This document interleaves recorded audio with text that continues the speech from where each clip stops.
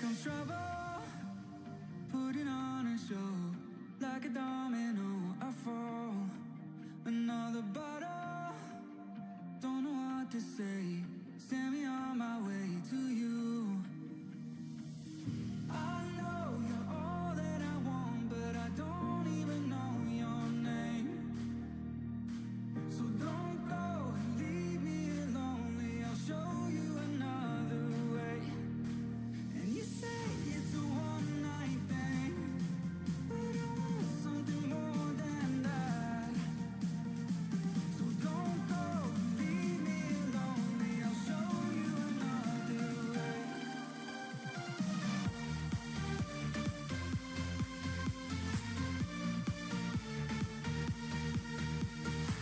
So don't go and leave me lonely. I'll show you another way.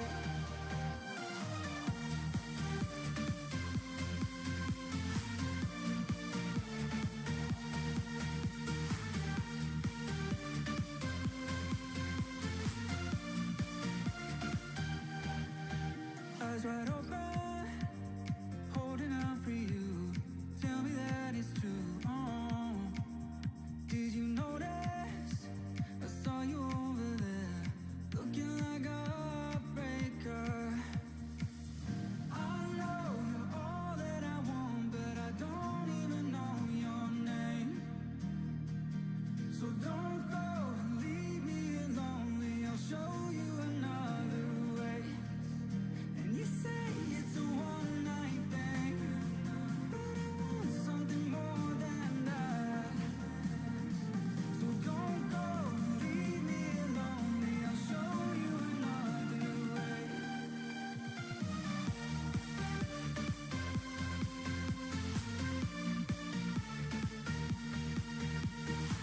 So don't go and leave me lonely. I'll show you another way.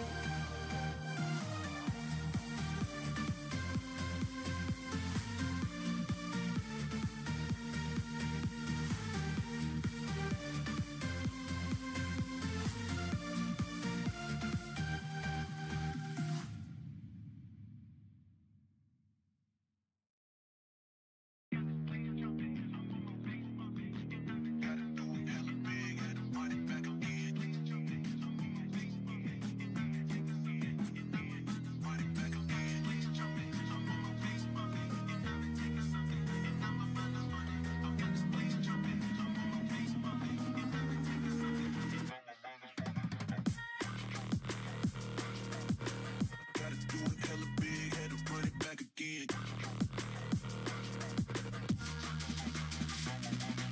Stop. Gotta do it hella big, had to run it back again.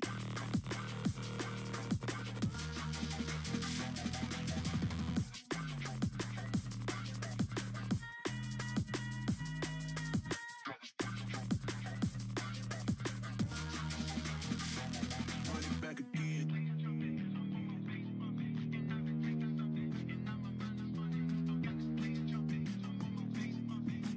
Gotta do it hella big, had to run it back again.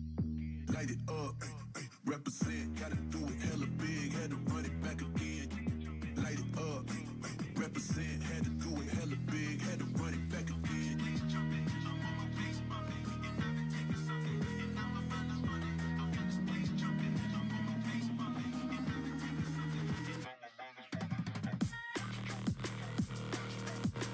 Gotta do it hella big, had to run it back again.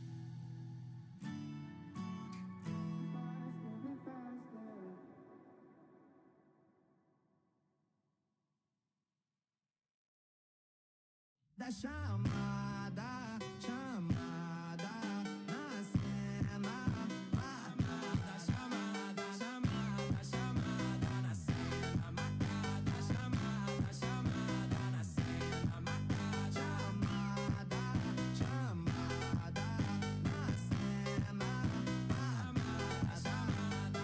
All the ladies hold up, hop in the ride, it's a brand new motor. Get on the fly, live la vida loca. My body fine, it's a Coca-Cola. Hold on, no one no sleep and I swear to total. Throwing it back when I press rewind. Losing her mind when she see that motion. Yeah, straight to the bag, get racks in the morning. Starboy on the phone, me Marin. Feels like Brazil had a man them ballin'.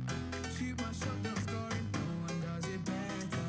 Body curving, how she swerving like a Traveler. We can have a party in the favela. Body curving, how she swerving like a Traveler. We can have a party in the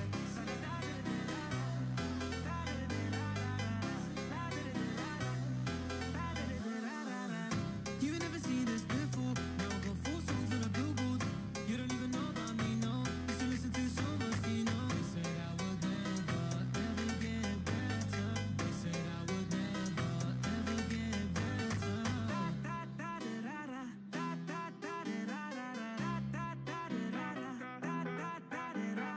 Party in there, party in there. Party in there, party in there.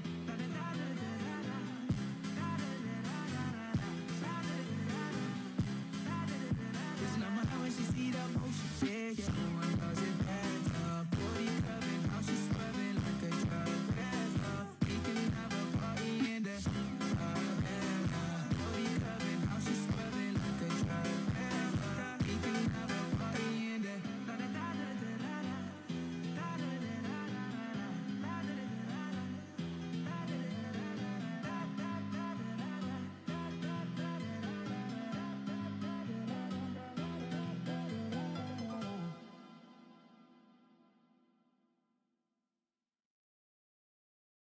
All the barricades, I wanna know why they hold me back. Need a miracle to break me through, but I won't get that. If I was a real wonder, then I could save me from turning around. Lift me off the ground, and one day I'm free. Yeah, I wanna be a real wonder. Heaven lift me up from under. Wishing I could be somehow stronger now, so I can fight away all the pain inside me. Never be afraid of the fate that finds me. Wishing I could be stronger, so I can be a real wonder.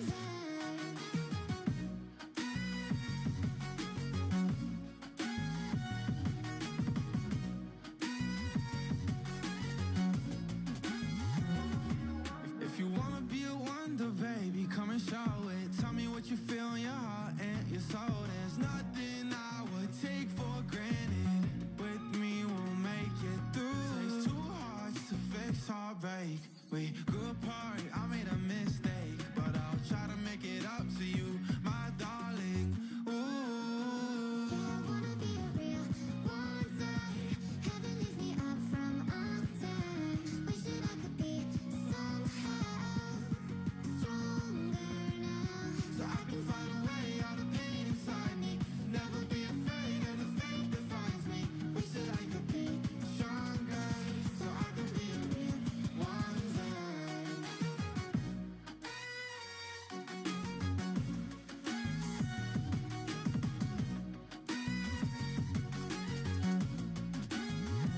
So I can fight away all the pain inside me.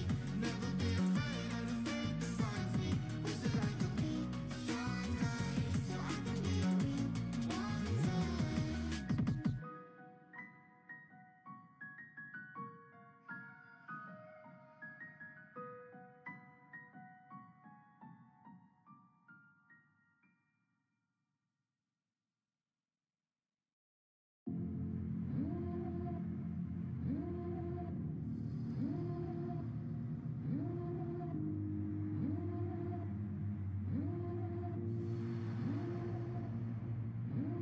Devil in a red dress.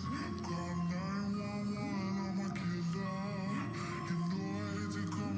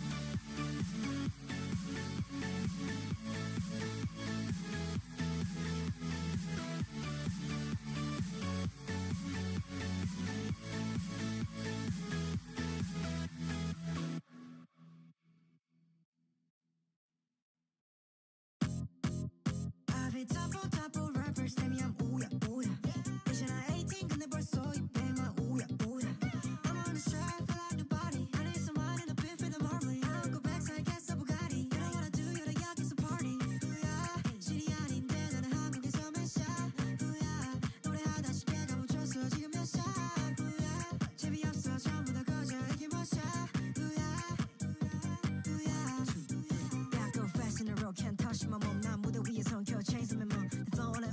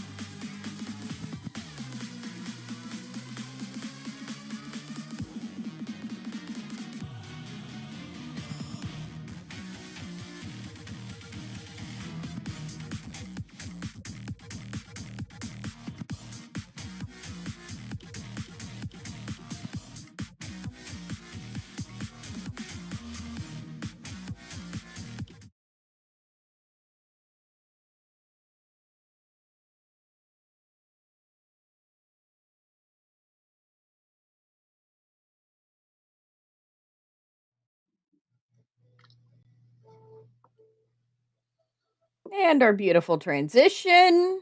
And we are live. Hey, everybody. everybody.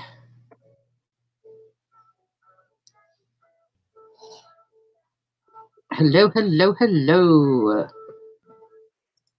Izzy stuffing her face. Is he getting food in?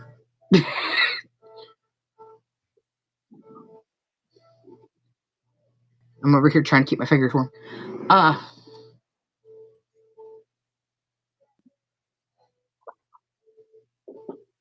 How's everyone doing tonight?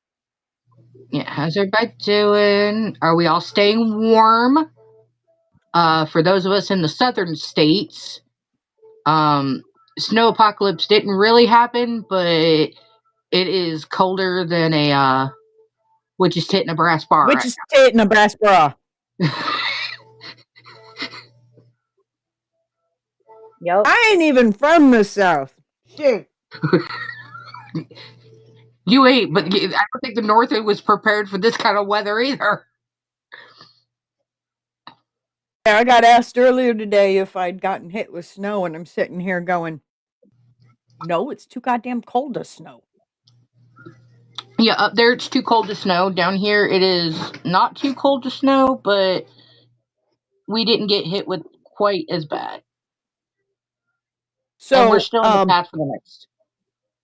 My Weather Channel app, okay, which I keep in Celsius for quick, easy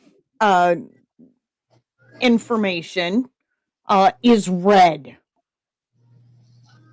It only goes red like that when it's a state of emergency. Now, for clarity, here in northeastern Indiana, United States, we are in a winter storm warning. Our temperature is 6 degrees Fahrenheit, negative 14 degrees Celsius. Here in West Tennessee.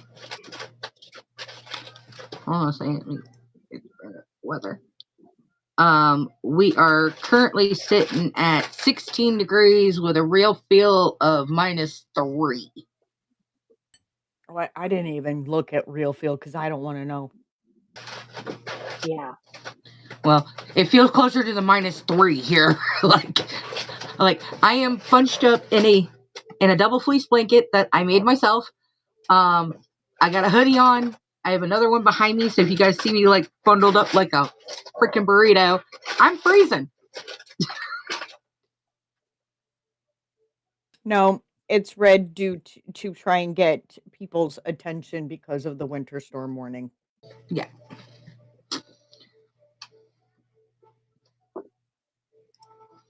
So, yeah, it's not real fun. We're doing the best with what we got and trying to stay warm. So, if you weren't over in the Discord, I gave everybody a lovely thing going on. Grab your snacks, grab your drinks, grab your blankets. Because we're about to start week 4 of January's Fresh Ink Challenge for the Hold My Pen Promptcast. To the side of me is our host, our fearless leader, one Julie DeFisher, author extraordinaire and evil fucking genius.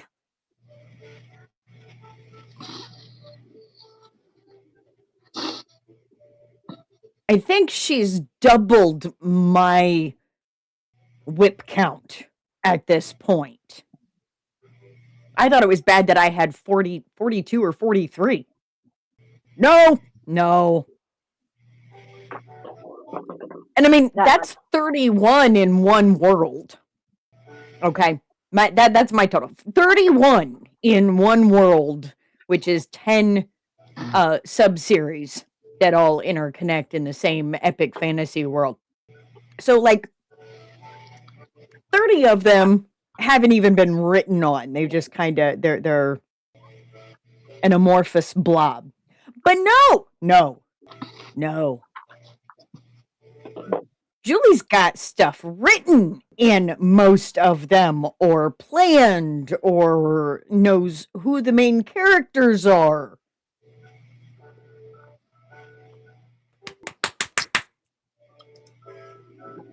I need more books on my shelf, woman. I'm doing my best. Gotta tell him to all stop talking to me all at one time. And this is true. That causes for very, very confusing. Now, below me, you have our moral support brother, PA Power, shifter extraordinaire, and probably the only gay man who has made me blush and have a hot flash by the words he wrote.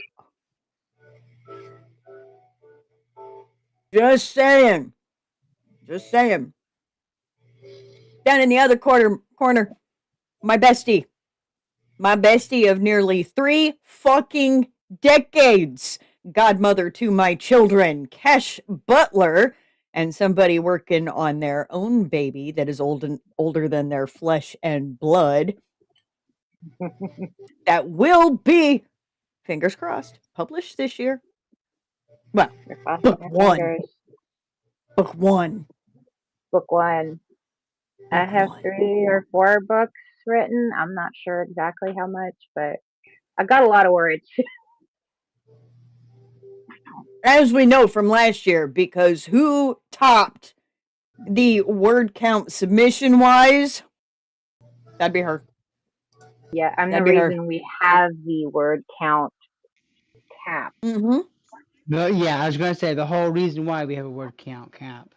I wouldn't say the whole reason, but it definitely contributed to that fact. Okay, she's 99.9999999% the reason. I am 0.00001% reason. That sounds about right.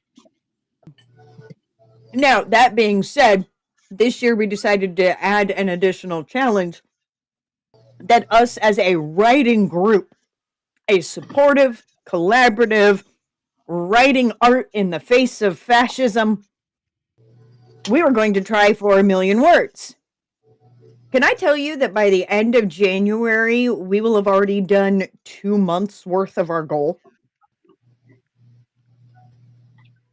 We just hit 196K before we went live. 196K. And we still 196,000, when all we needed was 83,333 words and 0.33 to infinity and beyond each month. Yeah, Bits is the one kind of carrying it this year. Absolutely. Absolutely. Now, we can't even talk about yet who's carrying the challenge for what's read out on the show because of January Fresh Ink and how we are keeping everybody anonymous to give people the opportunity to realize their little hidden dreams and get real-time reactions from us. All those people who were like me saying, I'm not an author. Like, I'm never going to finish a story. Like, yeah, I mean, I like writing, but I'm not good at it.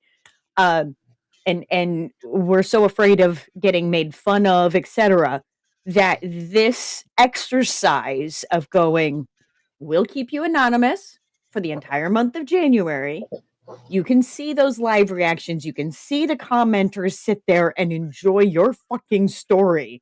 And maybe that's going to give you the kick in the ass that you need, just like Mary W. over on TikTok did with me and said, I don't give a flying fucking rat's ass. You're going to write me a book. All right? We all talk about how Julie lovingly bullies people into submitting for the show. Well, Julie wasn't my writing bully. That would be our lovely Mary, who has this way of going, no, I need you to write. You're going to write, or I will find you. She didn't bully just you.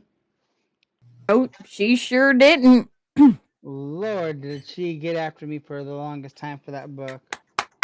RM Palumbo in the chat. Welcome, welcome, welcome. That's another one of our friends from the Authors Pub. So, if anybody is curious, friends from the Authors Pub. So, yeah, yeah, Lord Almighty. Why is it always him? There we be. Fates Divided by RM Palumbo. See, you get your book published, you get it on Izzy's shelf, and then when you show your face, you get Vanna Whited. Yes, you do.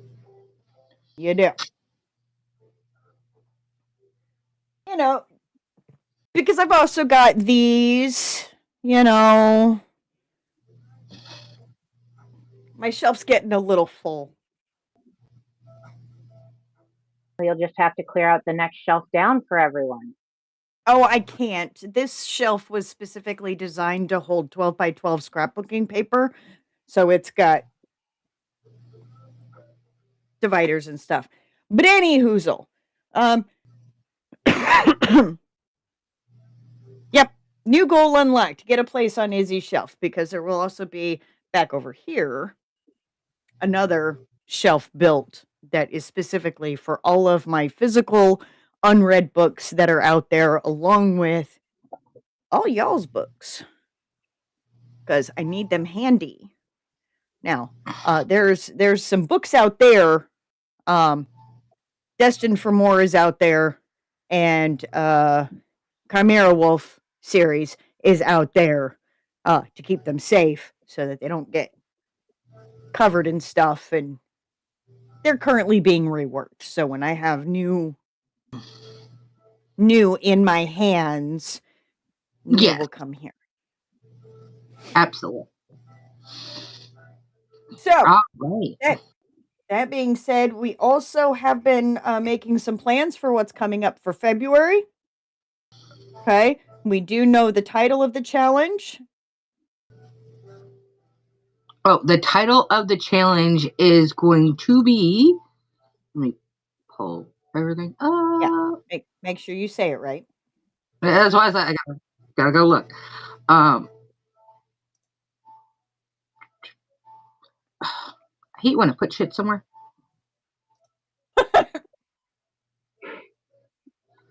For the Love of Words.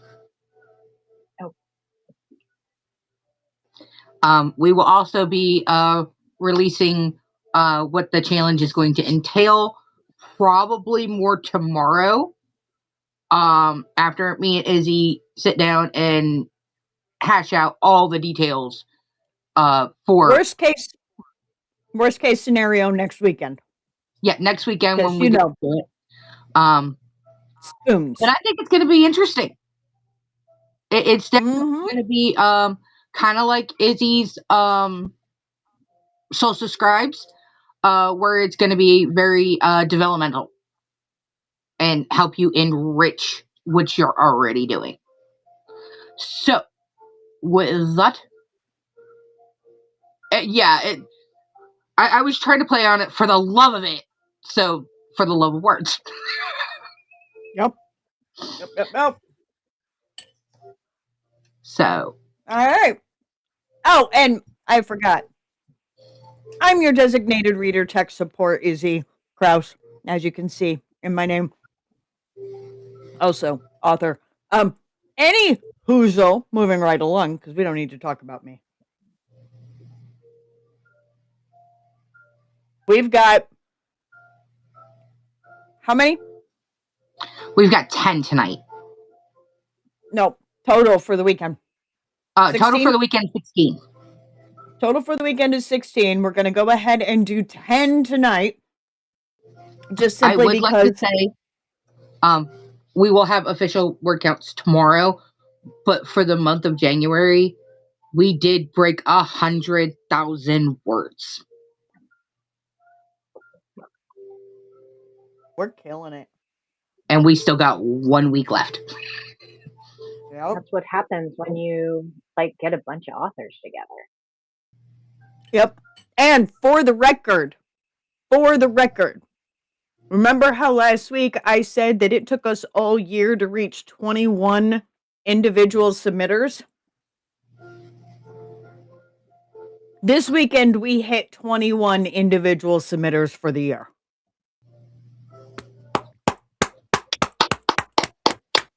Heck yeah.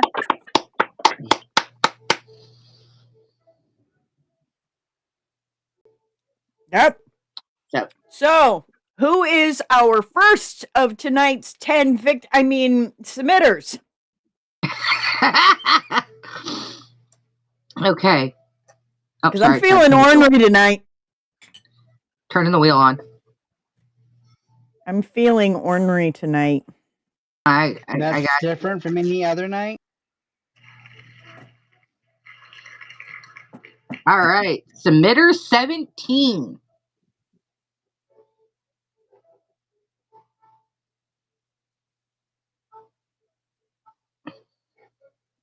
All right.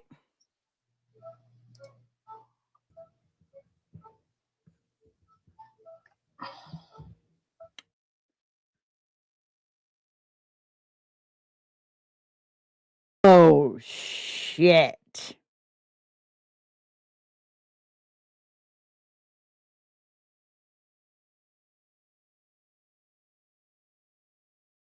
Y'all ain't ready for this.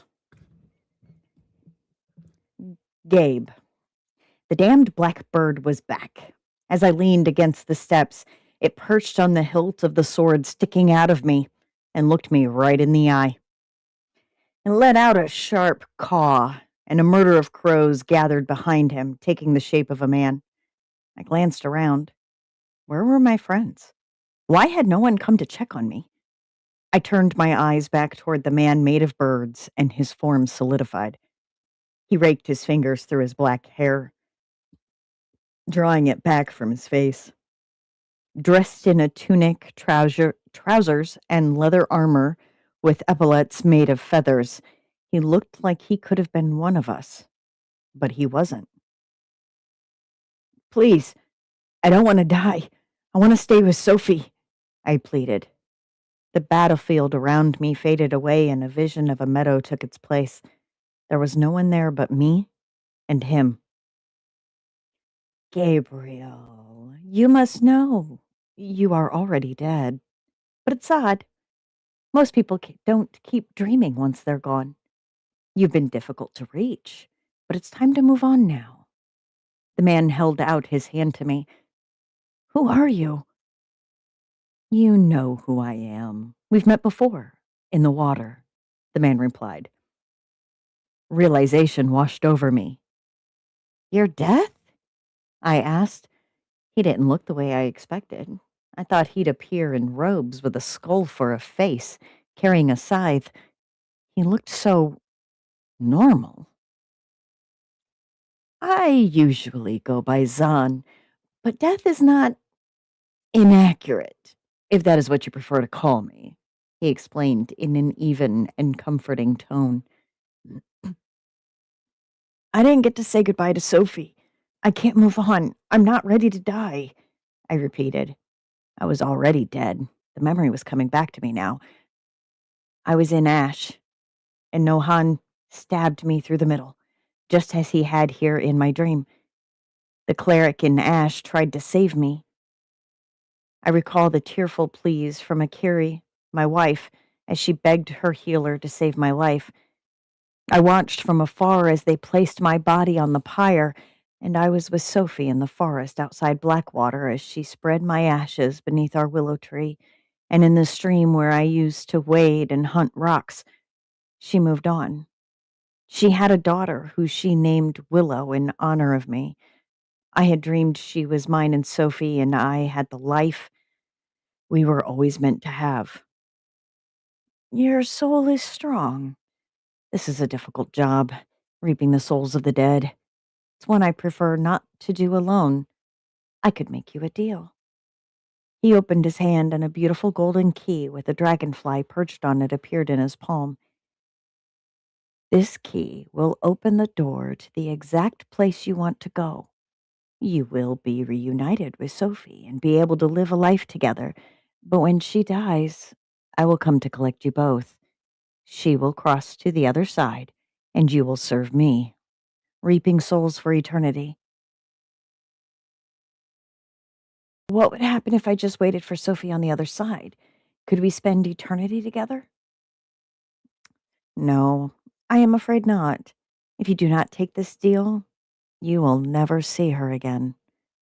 Zan waited patiently for me to take the key, and when my hand closed around it, a door appeared. I stood up.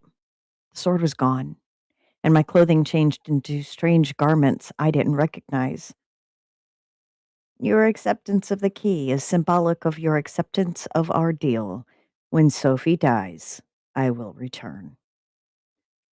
Zan's figure shifted back into the flock of birds, and then they all flew their separate ways, leaving me there with a key in my hand and a mysterious door standing alone in the middle of a meadow. I walked up to it and inspected the freestanding object. The keyhole was the perfect size, and I placed the key into the lock. The door lit up, glowing with a sparkling golden aura that could only be from the gods. Would Sophie be waiting on the other side? What if I startle her? I raised my hand and knocked, then reached for the handle. Sophie. We were in the middle of nowhere, in front of a tiny little farmhouse, surrounded by different types of trees and planter boxes filled with herbs and flowers. The front porch had bundles of sage, rosemary, and lavender drying on a line of string stretched from one support beam to the other. A handmade broom sat in the corner of the porch by the door with the bristles facing up. I didn't know why, but the sight of the place made me want to turn around and leave. But the desire to save my daughter was stronger than the anxiety. I raised my hand to knock on the door when the cawing of a raven startled me, and I turned around to look for it. The bird sounded like it was close to us. When I didn't see it, I turned back to the door. But before I could knock, it cracked open and a young woman peeked out at us cautiously. "What do you want?" she asked. "Are you Salune?" "Sharon sent us to—" The door closed in my face before I could explain further, and I heard the chain lock slide out of place, and then the door opened again. "Are you with Eris?" she asked. "No, who is—" "I'm Sophie, and this is Bastion." "Okay, good. Never mind. How is it that Sharon got—" Sorry, Charon. "Thinks I can help you." She gestured for us to have a seat on the wicker patio furniture. Bastion and I explained our situation, and Salune listened intently, but did not interrupt. "May I see your hands?" she asked, reaching for one of mine and one of Bastion's. We both offered her a palm, and she traced the lines with her finger. "I can see what you're saying is true, but there are problems with your needs. Only the gods are supposed to be able to open the rift between worlds. How you were able to cause a portal to bring you here is not clear to me. Sophie, you belong here, but Bastion, he is not bound to this world, but another." "That's not possible. We are fated." Sophie doesn't remember, but a long time ago she went to see a practitioner and learned she is fated to both me and my brother. If she is bound to this world, then I must be too, Bastion argued.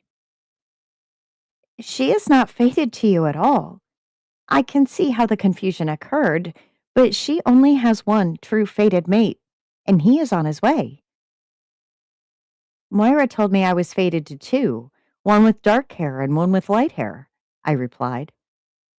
"You should know, as well as anyone else, hair colors can change, but it doesn't make you a different person."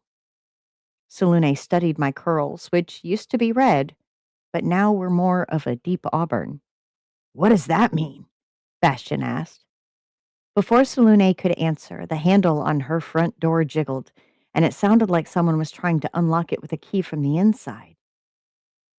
Salune jumped up. "Here he is now."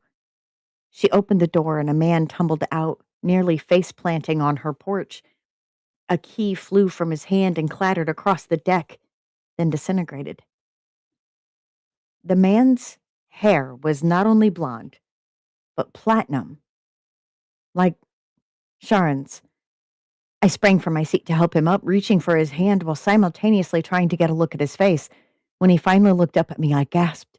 His hair was different, but I'd know his eyes anywhere.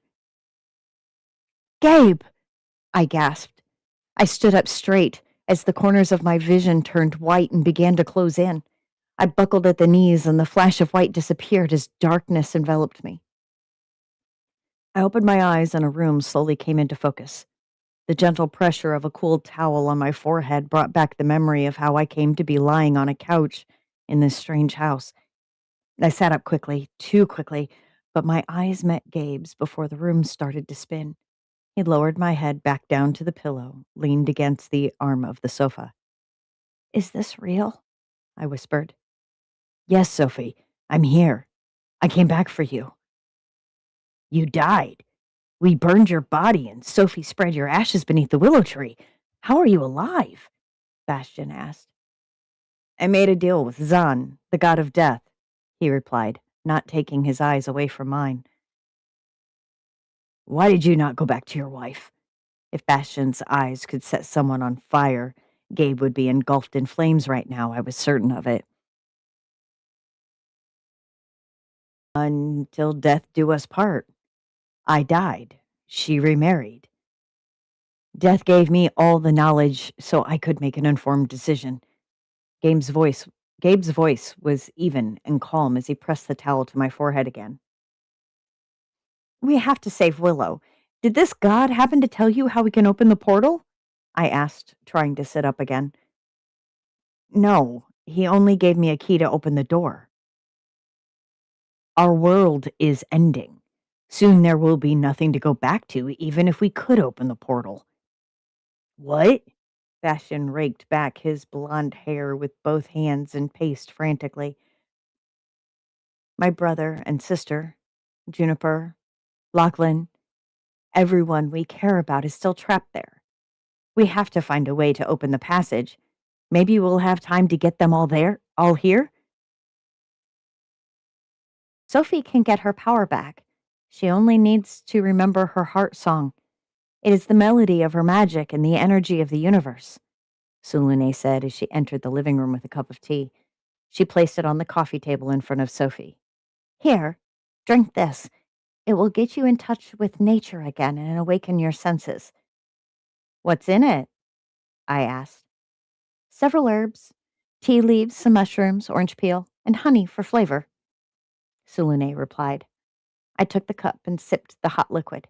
The honey soothed my throat, and the fragrant oranges invigorated me. A tingling sensation tickled my toes and traveled up my body to the back of my neck, sending a shiver through me despite tea's warmth. I couldn't stop. I wanted more. I took another greedy gulp, and the temperature had no effect on me at all. I finished the cup of tea in record time, and the room changed before my eyes. The people disappeared, and the decor, although similar, was more rustic. A woman with red hair like mine used to be stared down at me with the most loving smile I have ever seen. She was humming. I listened to the tune of the song, and suddenly I remembered. I recalled my heart song, my mother and father, Gabe, Kamara, the Black Dragon, Balefire, an unfortunate relation. I remembered the willow tree where Gabe and I used to play, and where we shared our first kiss. I felt how heartbroken I was when he left, and how my broken heart shattered when I found out he was engaged, and the fight we had about it. How am I supposed to know what you want anymore, Gabe? I asked, and he replied, It will always be you. Then I thought of Moira, the practitioner at the White Raven. You're fated to two, one with dark hair and the other fair. The tea wore off, and Selene stood before me once more. You know, it was never two different people. It was always Gabe. She saw my vision too. Your dragon will not work in this world. The gods won't allow it. but you can still open a portal with enough practice and, of course, the spell. Do you have it? She asked. No, I don't have anything from home, I replied. It would be in Agatha's grimoire. So that's it then? We failed? Now Willow is going to suffer for it? Bastion asked. Unless we kill Dimitri, I replied. You know we can't do that. He's your maker. Killing him would end your life as well, Bastion argued. If it means Willow will be safe, I'm willing to give my life. Why aren't you willing to do whatever needs to be done to save her? I shouted. Bastion recoiled as if I'd wounded him in battle, and in some way I guess I had. Sophie, I feel helpless here, but I'm trying. I have no magic, no dragon. I can't help you remember anything that can help us. I don't know what to do. All I know is I can't do it without you. We have to think of something else. I'm sorry, I didn't mean to imply. I'm fine. You're right. I'm willing to do anything to save Willow, except sacrifice her mother. If that makes me the villain, then so be it. She's going to need you far more than she will ever need me.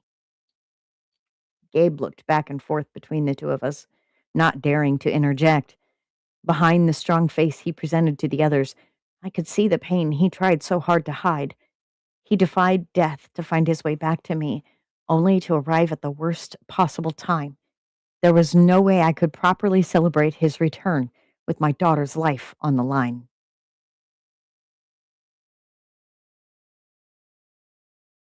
Dun dun.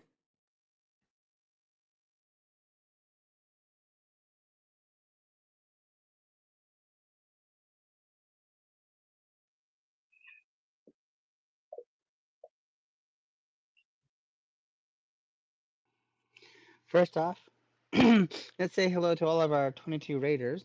Thanks for joining Yeah. us. Hello! Holy cow! Hide the booze! Yes!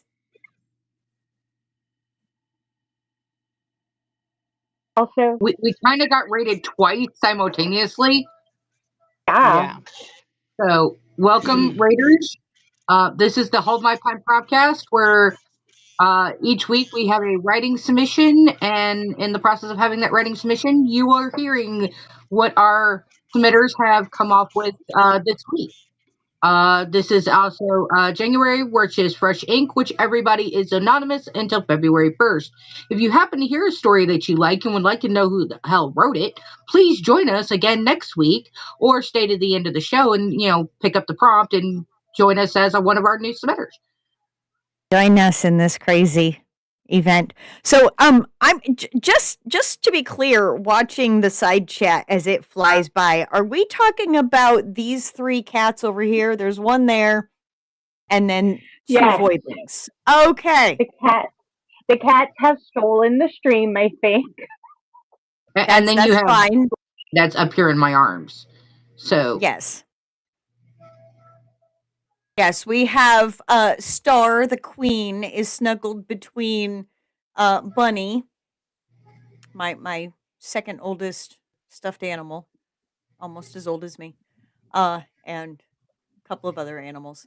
And then down here we have Hades on this side, the PTSD kitty. His full name is the Reverend Peter Hades. Don't ask.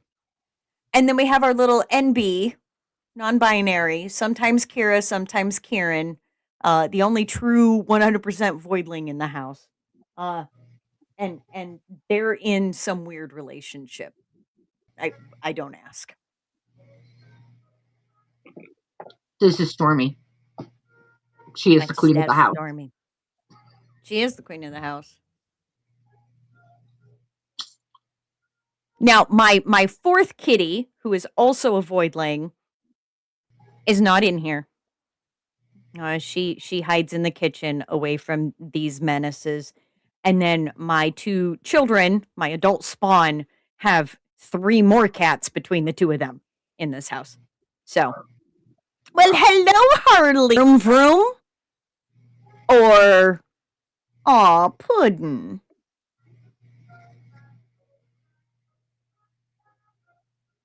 What Ace said.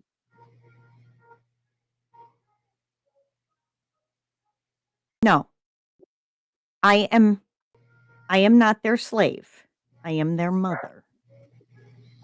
They are little furry terrorists, though. They are. They are furry terrorists.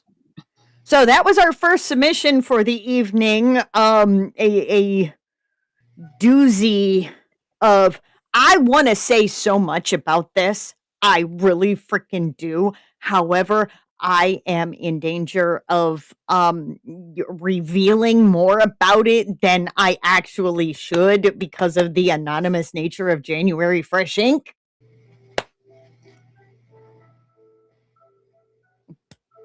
But let's just say I absolutely love this story.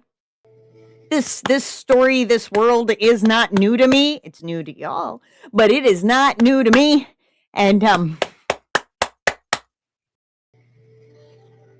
oh, well, hello there, Reverend. No, that's the NB. Oil slick. The Okay, Reverend is let's still see. sitting. Okay. Let's see who the Yes. next submitter victim. Yes, yes. Next.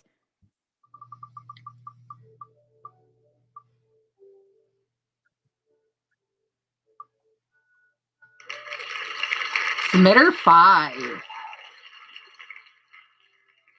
Oh boy.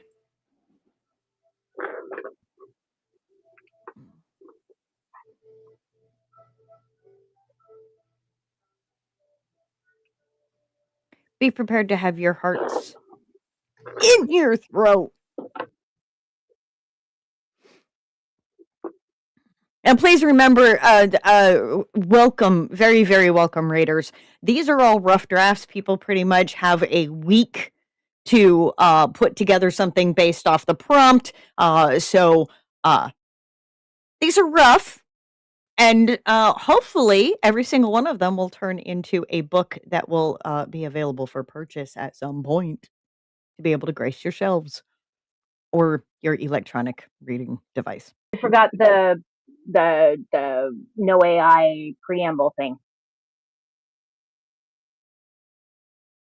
It kind of goes without saying. But yes, our voices and these words presented to us with permission by the authors of said words should not be used to train AI in any capacity. There we go. All right, submitter 5. Anonymous submitter 5.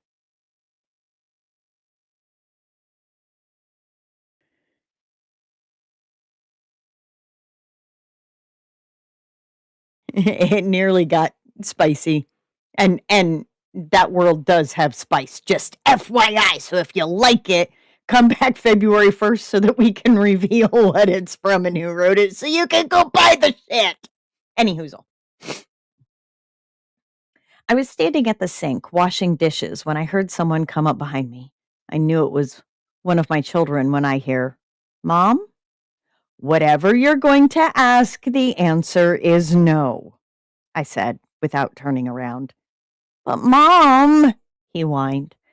I turned around to face my son. "There is no but, Mom. You're grounded for a month because you took my mode of transportation after I told you no and crashed it. Now the poor thing has a broken leg and has to stay in the garage."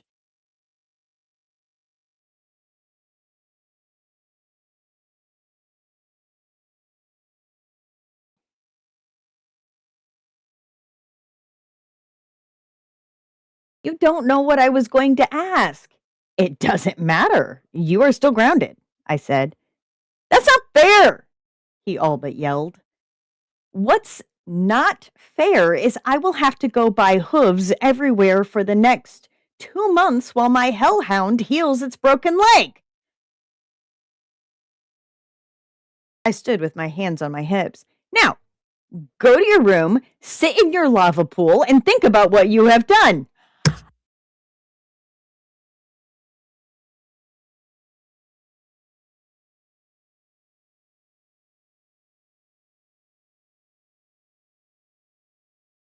One mic mute.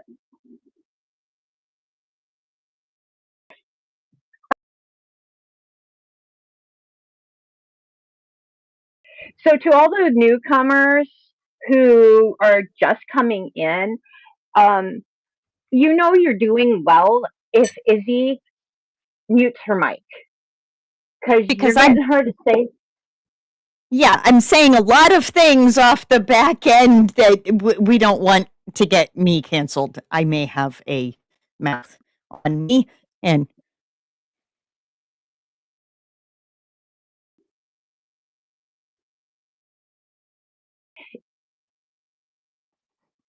We're authors and there's I'm duct tape involved. Yeah.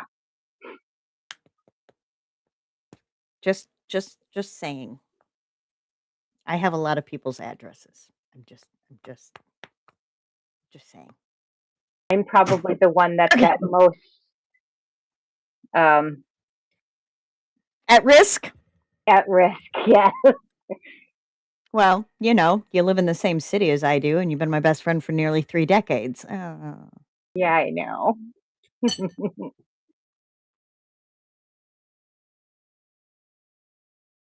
Oh my god. Lava pool. Go to your room and sit in your lava pool. Oh my god.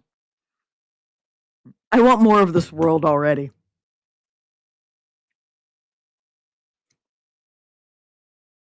He groaned, then stomped off to his room and slammed the door. I shook my head. I turned back to the dishes. Just as I finished the dishes, I heard my hellhound whine. Oh, time for her pain meds, I said to myself as I got out a pill the size of my hand. I stuck the pill in a giant hunk of meat and walked out with the meat in a big jug of lava water. I walked up to my hellhound in the garage. When she saw me, she wiggled her body and wagged her big tail. I heard it smacking the south of the garage. I tossed her the meat with the pill inside. Here you go, baby. I also got you more to drink. She gave a soft bark as I walked up and gave her a pet. You need to be still and let your leg heal. She huffed at me and laid her massive head down. I turned toward the house after I picked up the jug. I wish my husband would hook up the hose to the outside faucet, I thought, knowing why he hasn't, because he has gotten tired of the hellhounds and hellcats chewing them up. When I got inside, I decided to start dinner. Not long after, I got the meat in the oven, my husband came home. I watched out the window as his hellhound greeted mine with a gentle kiss, then laid down near her. I smiled at the sweetness of them. When my husband came in, he was chuckling. They really like each other. Yes, they do, I replied. Wipe your hooves. He wiped his hooves on the doormat. What's for dinner? Roast boar with potatoes, I answered. Sounds delicious, he said, putting his things away. Is our son still angry? Oh, yeah, and is more mad that I told him no when he was going to ask me something, I said. He whistled. He was brave. We were silent while finishing the cooking. He went to get our kids while I set the table.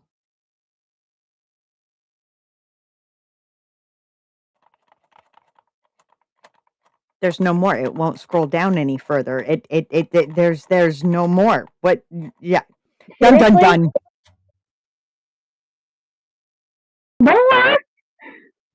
We need more. We need more. I want more. This would be a very good companion to that one I wrote last year. Oh, it really would. The 666 babysitting, or not babysitting, The babysitting girls. nanny. Oh, the babysitting nanny. I The thought you one were that was talking about the babysitting for the sleepover. demons. The au pair No, the one. in hell. The au pair in hell, yes. I see these demons being their neighbors. the sister's neighbors. I mean,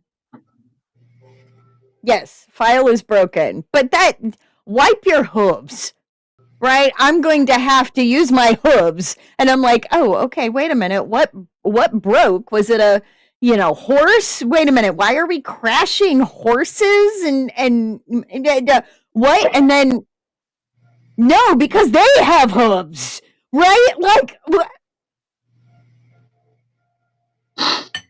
Oh, Bitzer, let's. nobody died in this one. Is 5 okay? Yeah, I mean, earlier this month, 5 did something with,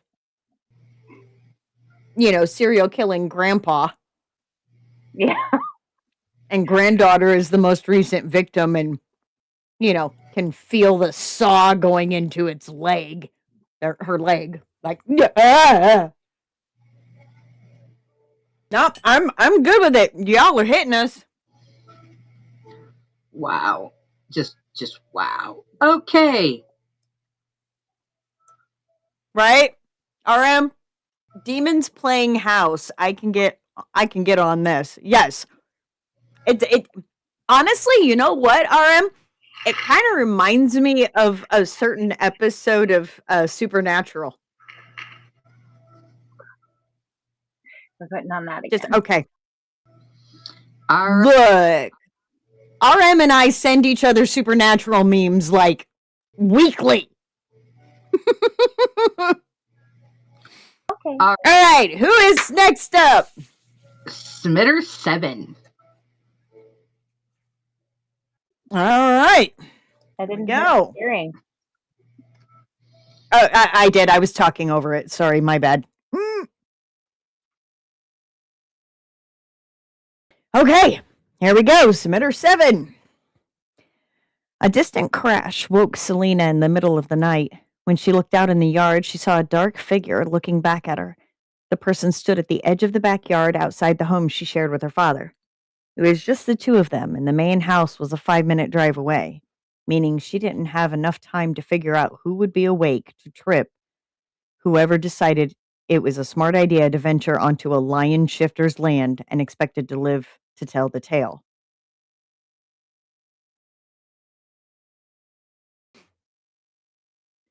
Selena watched from behind the curtain in her room. She had gotten up to grab a glass of milk when she saw someone in the yard. Luckily, they didn't show any indication of noticing her, but that didn't concern her as much as the unnerving posture of the individual. They stood too tall, too still, too tall. The person pulled out a lighter and lit a cigarette, illuminating the man's stubbly chin before he took a drag and walked away into the forest. The distant sound of an engine starting up and pulling out. She had exactly 8 hours until she left for Noah's territory for the beginning of hell. It was going to suck, but the amount of chaos she could cause had Selena shaking in excitement. 8 hours later, she walked with a single suitcase in tow.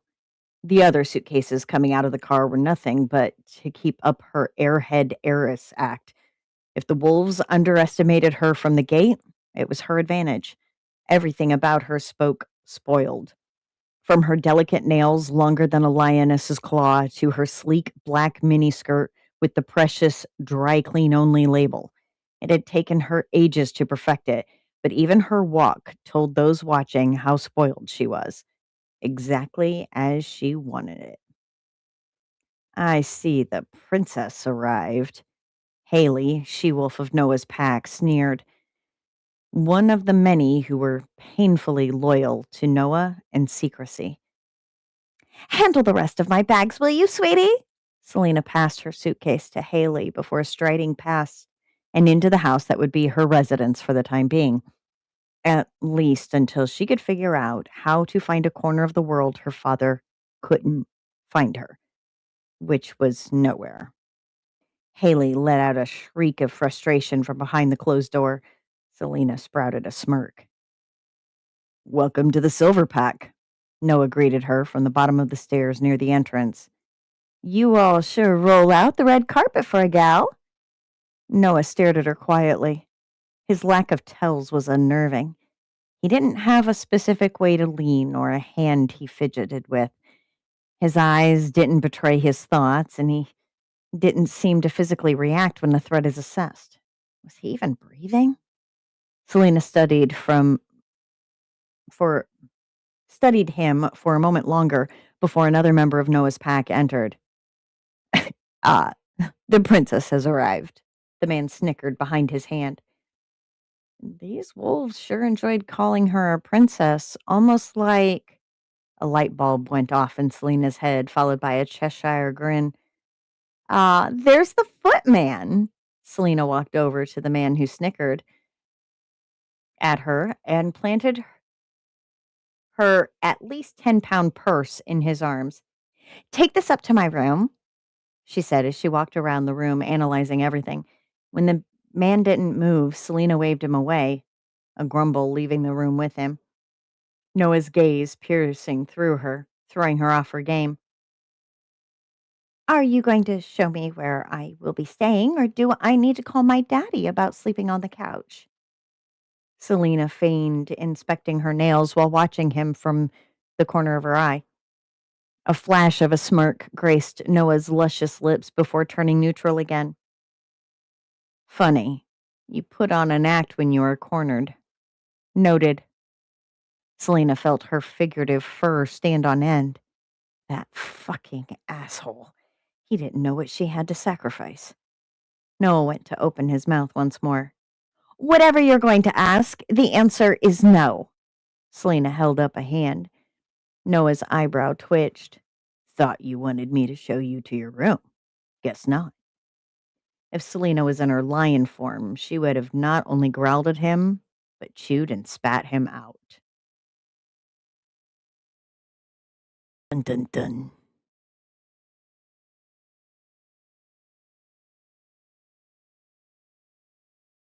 There was some rough grammar in there, but I don't know. Selena's kind of growing on me.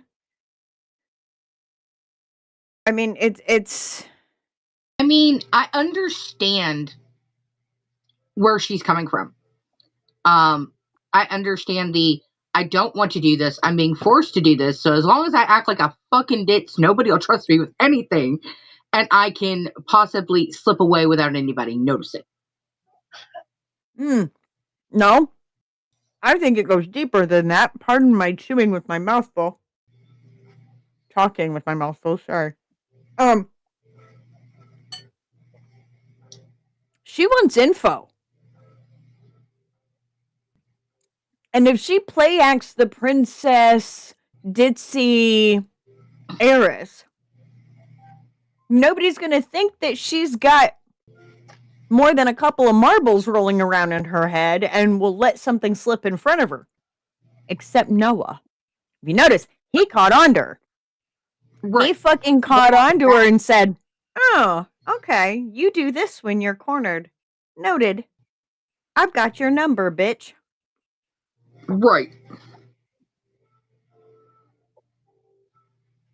Spitzer, weaponized incompetence. It's great in our protagonists, not in life. Life. Whoo! Oh, doggy. Oh, doggy. Okay, real quick, I'm going to go warm up, get some more coffee, and I'm going to go protect the rest of my food from the 7 feline sins. Right. Okay. I'll go ahead and for those just tuning in,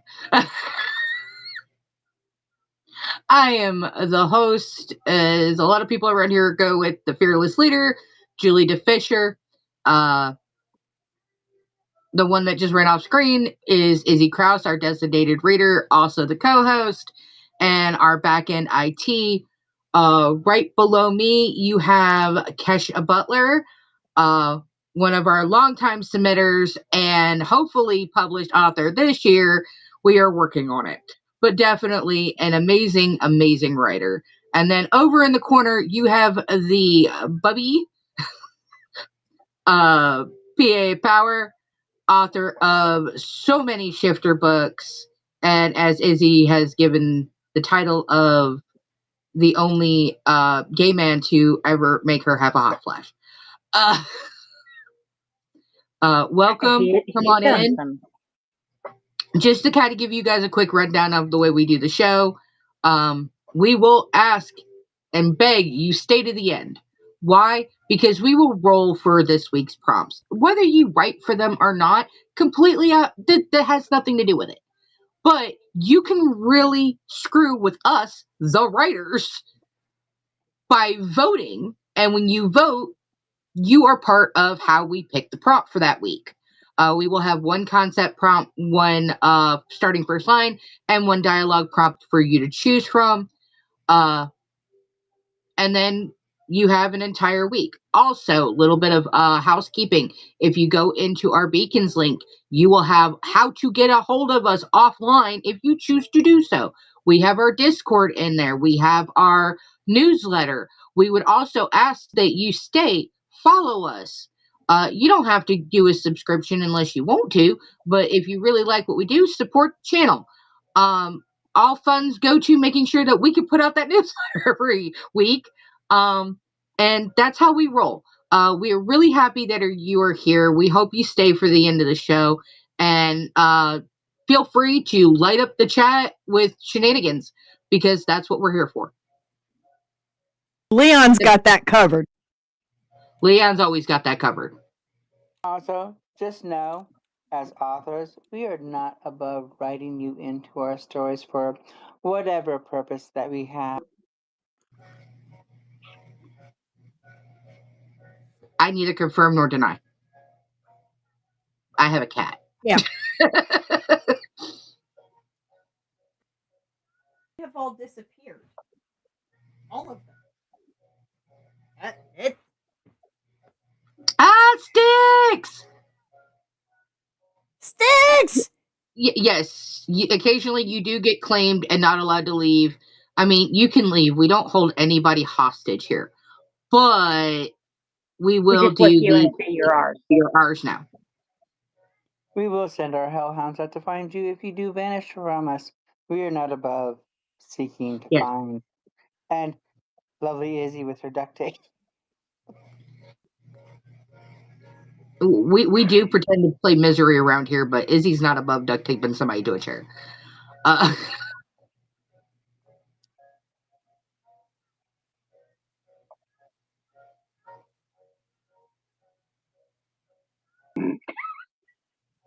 Yep, you know you RM, did. you're not helping. Really, Rach? Really? We gave you food.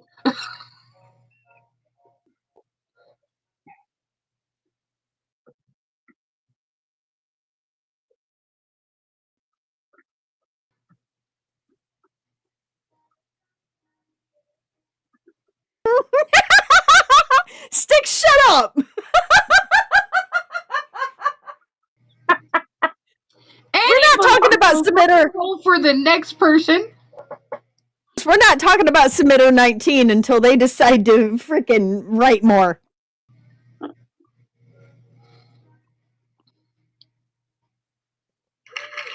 Submitter number 2.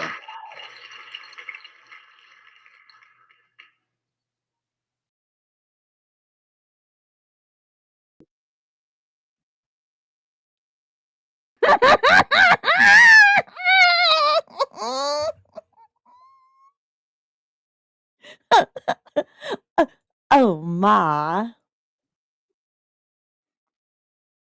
It wasn't just one pack of scoundrels determined to fight the losing side of the war. There was an entire network of them somewhere near Mount Diablo.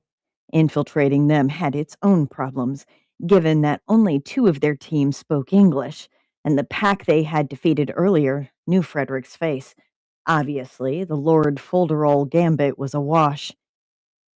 The mountain itself is riddled with mines both active and defunct, said the Emperor, as well as networks of caves and the surrounding forests established by Mother Nature. My irregulars have been unable to locate their central base of operations, but there are several fronts to their scheme. Most of them make most of you unwelcome on their premises. He had a photograph of a particular shop front with a sign in the window that read, "Whites Only." Located in Stockton, Livermore, and Alameda. Given your last explosive adventure, there are some survivors who know what you, Mr. Cinnabah, look like. As I recall, sirs, I instructed you to blow the doors open to their operation and not to blow it up. Miss Blanche was not present to defend herself against the Emperor's ire, so Frederick stepped to the fore. You would prefer, Your Highness, that the rebels continued to possess barrels of gunpowder and boxes of ammunition? Regrettably, no. But it does put us between a rock and the proverbial hard place. My irregulars cannot interfere. And the four of you are my premier attempt at gathering special forces. We need a way to infiltrate, ascertain their plans, and thereby foil them. And they will not welcome any not of their imagined status, unless they are definitively servile. The Emperor's evidence included numerous paper clippings of help wanted advertisements. A great many of them called for cooks, cleaners, washerwomen, and secretaries, all looking for women. The side door to the Sallow Mermaid opened with Miss Planche's boot, providing impetus. She entered sideways with a keg under each arm. Got a good deal from those German lads and a wagon full of good. She stopped talking when she noted both Frederick and Emperor Norton's speculative expressions. Whatever you're going to ask, the answer is no. Allow us to assist, offered Frederick. Then His Highness can inform you of the quandary facing this novel crew. It did not make anything easier, nor did it make the potential solution any more clear. No, and absolutely not. I did not spend decades at sea harassing slaver ships to dress up in a penny to yes sir, no sir, some crazed Confederate. Her jaws clenched against a word that would certainly be unsuitable for the ears of gentlemen. Find another way. Mr. Vargas is adept at stealth, speculated the Emperor, and he understands more English than he speaks. Perhaps he may be amenable to some stage work? Frederick didn't allow Miss Blanche to translate. Absolutely not. A young man holds his manliness most precious. I will not allow such an avenue of shame to present itself to him. I understand that time is of the essence, but rest assured, I will find the woman for the job. He tipped his hat to the Emperor, then his compatriots, and left on a rather urgent mission. He had spent time enough in San Francisco to learn which areas were amenable to odd requests and odder characters. What he needed, amongst many other things, was some makeup, some padding, and a second-hand black dress, preferably one a few years out of date. It took him 4 days to put it all together and form the Widow Francisca Rye. In that guise, he walked the streets of San Francisco to the Sallow Mermaid, where the Emperor was holding his court and battle plans. Holding the carpet bag demurely, he peeked in before entering like he'd never been here before, waiting in polite nervousness for the men to stop speaking. The Emperor stood. Mr. Vargas pulled out a chair for him, simply saying, Senora. He kept his voice husky and soft. Thank you. Gracias. He sat, knees together, ankles crossed, gloved hands gripping the carpet bag like it was straw to a drowning man. I am given to understand that you have employ for a woman of good honor and patriotism. Miss Blanche was frowning like she was doing complicated mathematics. Ronan was tilting his head like he did when he was trying to understand something. Mr. Vargas had put some distance between them so he wouldn't bother her. Indeed, I do. Are you referred to me by Mr. Cinnabar? He lives very close to me and noticed my dire straits. You need someone to be a stalking horse? Enter their employ under false pretenses, find their plans, and make a copy, and bring it hither. Mr. Vargas literally fell over himself. Loco gringo! He yawped. He dropped the act. It's gringa to a lady, Mr. Vargas. The Emperor had a most unregal expression of confounded astonishment. Mr. Cinnabar, color me astounded. If I can pass this long amongst my friends, he said, I'm certain to confuse a pack of lack-witted traitors. And confuse them he did. Less than a week later at Livermore, the widow Francisca Rye stepped into a saloon with the whites only card in the window, carpetbag held like a shield, voice husky and soft. She waited in line until the barman was ready for her. I understand I am to inquire here for employment. Your company is looking for female assistants. Oh, you want the boss, said the barman. He knocked on a hatch on a door before opening it and shouting through, We got one! The man was not one Frederick had seen at the exploded camp, but the parts of the uniform were present, heavily disguised, but present. He had to pretend ignorance as she curtsied, still hanging on to the carpet bag like grim death. Well, let's have a look at you, missy. Mrs., she corrected, raising her head to meet his eyes. Mrs. Arthur Rye. He was almost instantly enraptured, face going from judgmental to soft affection in seconds. Love of my life, don't hurt me, he whispered. Pardon, sir, she said. Just a passing thought, ma'am. I do need to ask, what skills do you hope to bring to our organization? I can cook after a fashion, I suppose. I can sew and mend a few things. I'm familiar with literacy and numeracy. I don't read novels, especially not those penny dreadfuls. And I especially do not ride a motorcycle. If I must ride a horse, I ride side saddle, of course. And I need work since my dear Arthur. Just saying his lost love's name put a tremble in her voice. She scrabbled for a handkerchief in the carpet bag to daub at her eyes. Don't you worry none, ma'am, said the leader. You need your keep, and we will find a way to rescue you from dire straits. Hook, line, sinker. Now all he had to do was make himself invaluable to the point that he could go anywhere, all without slipping character and making their plan known for however long it took. No pressure.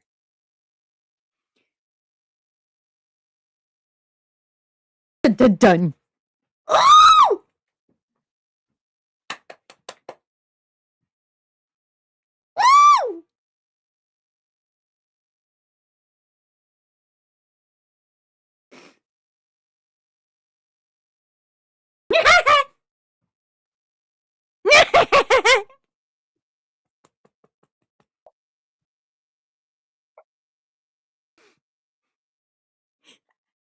I love my historical fiction with a side of legitimate aqua.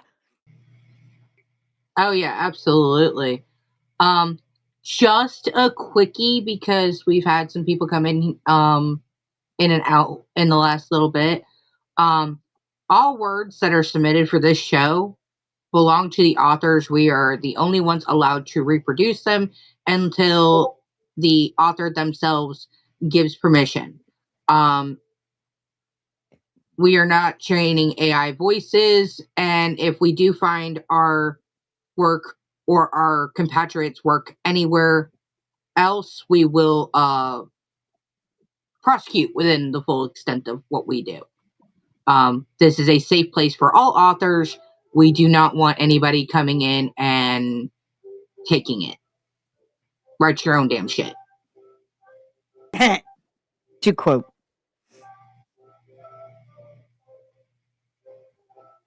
Uh, Otherwise, come in, take a snack, Make yourself at enjoy it. home. What the hell is going on? Type yep.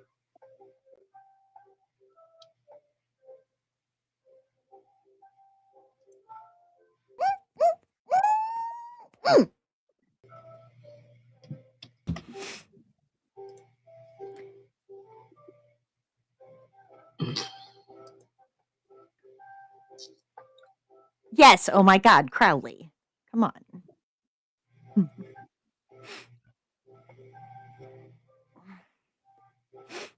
Exactly. Mhm. Exactly.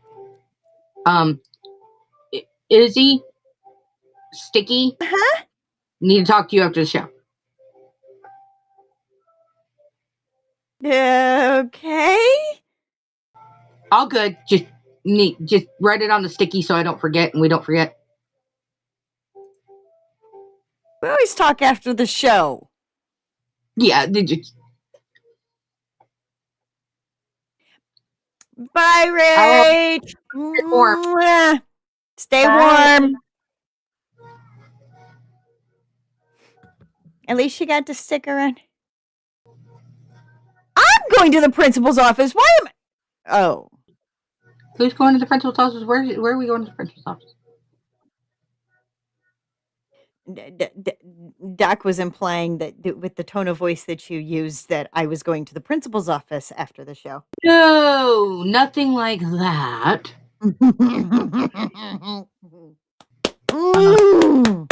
But I love what we've done with Fresh Ink and the ability to go with the let's see what this is gonna tell.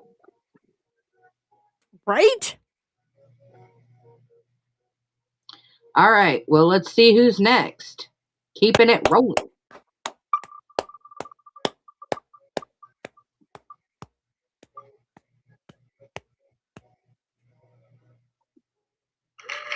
Submitter 6. Oh God, Submitter 6.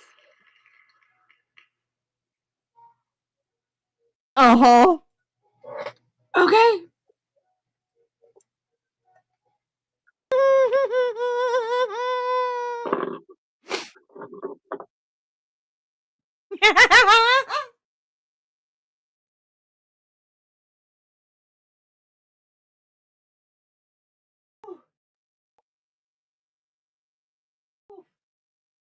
So why is it Oh God Smitter 6? They're good.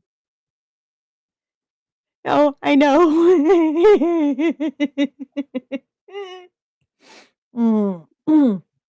Yes, GRUNT.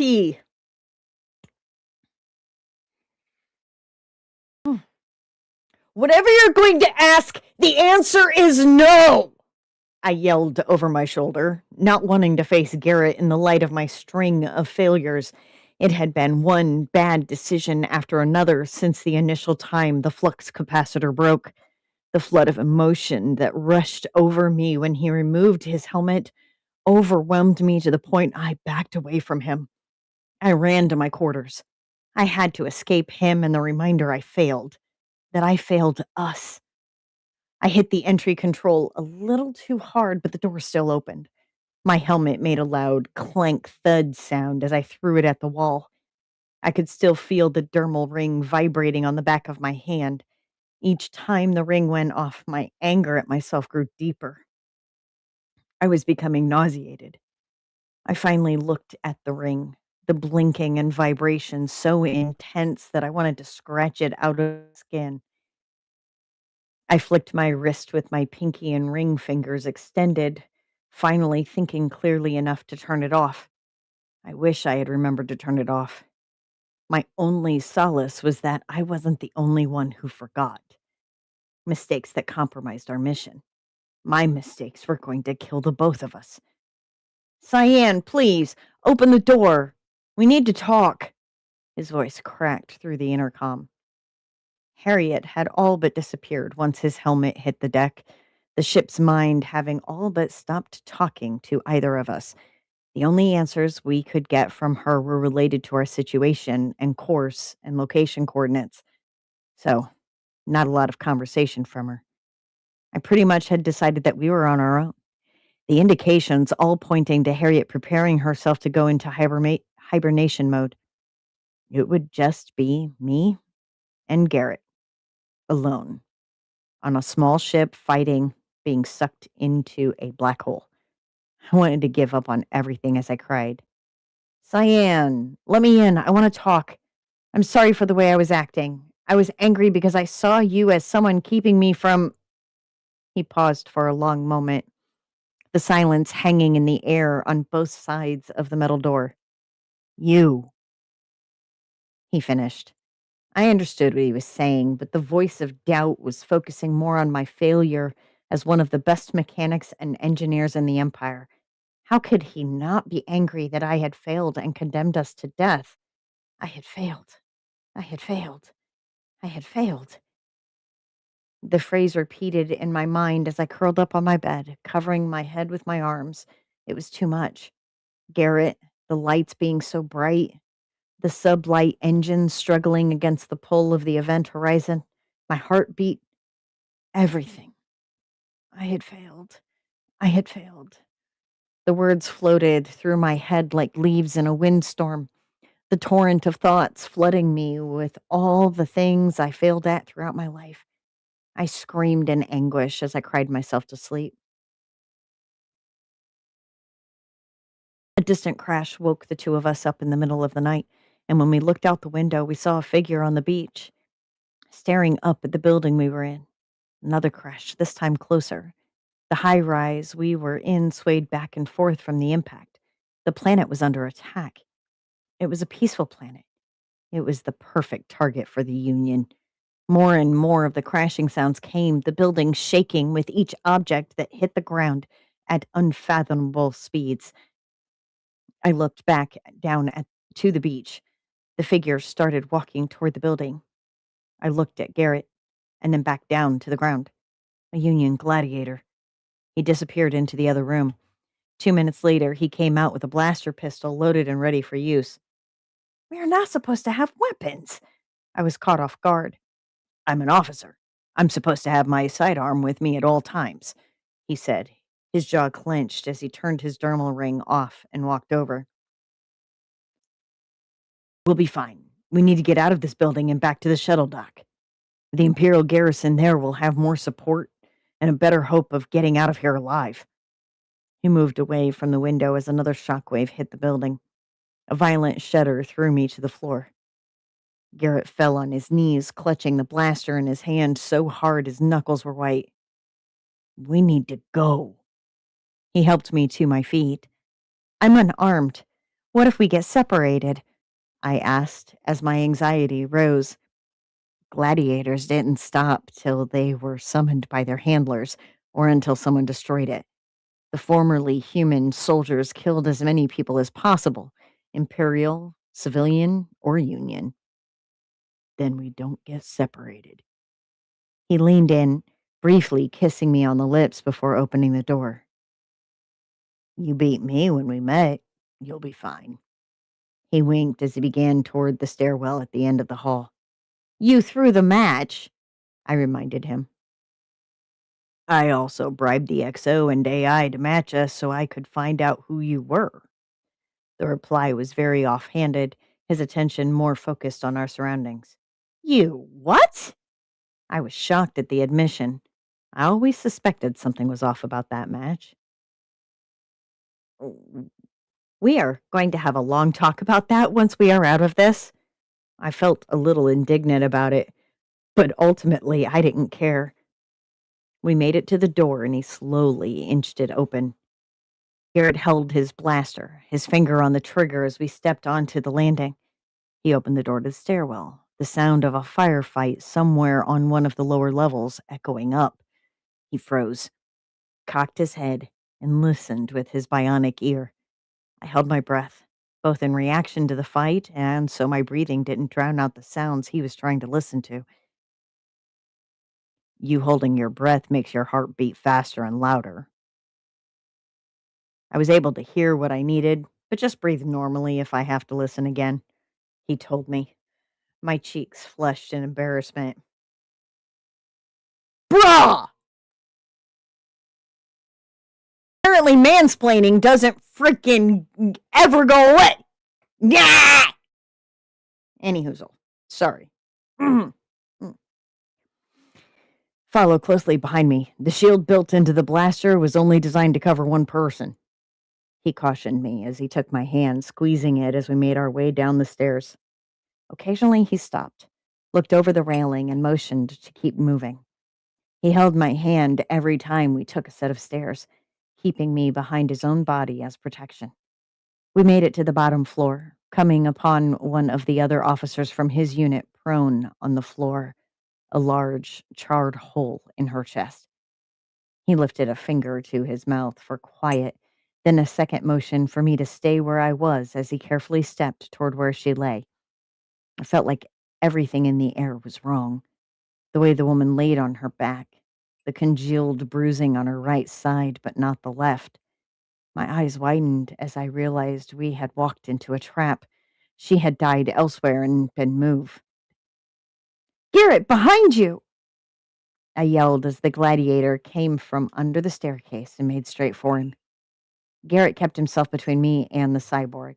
The shields embedded in his blaster came to life, and he pointed the pistol at it, his training and programming kicking in.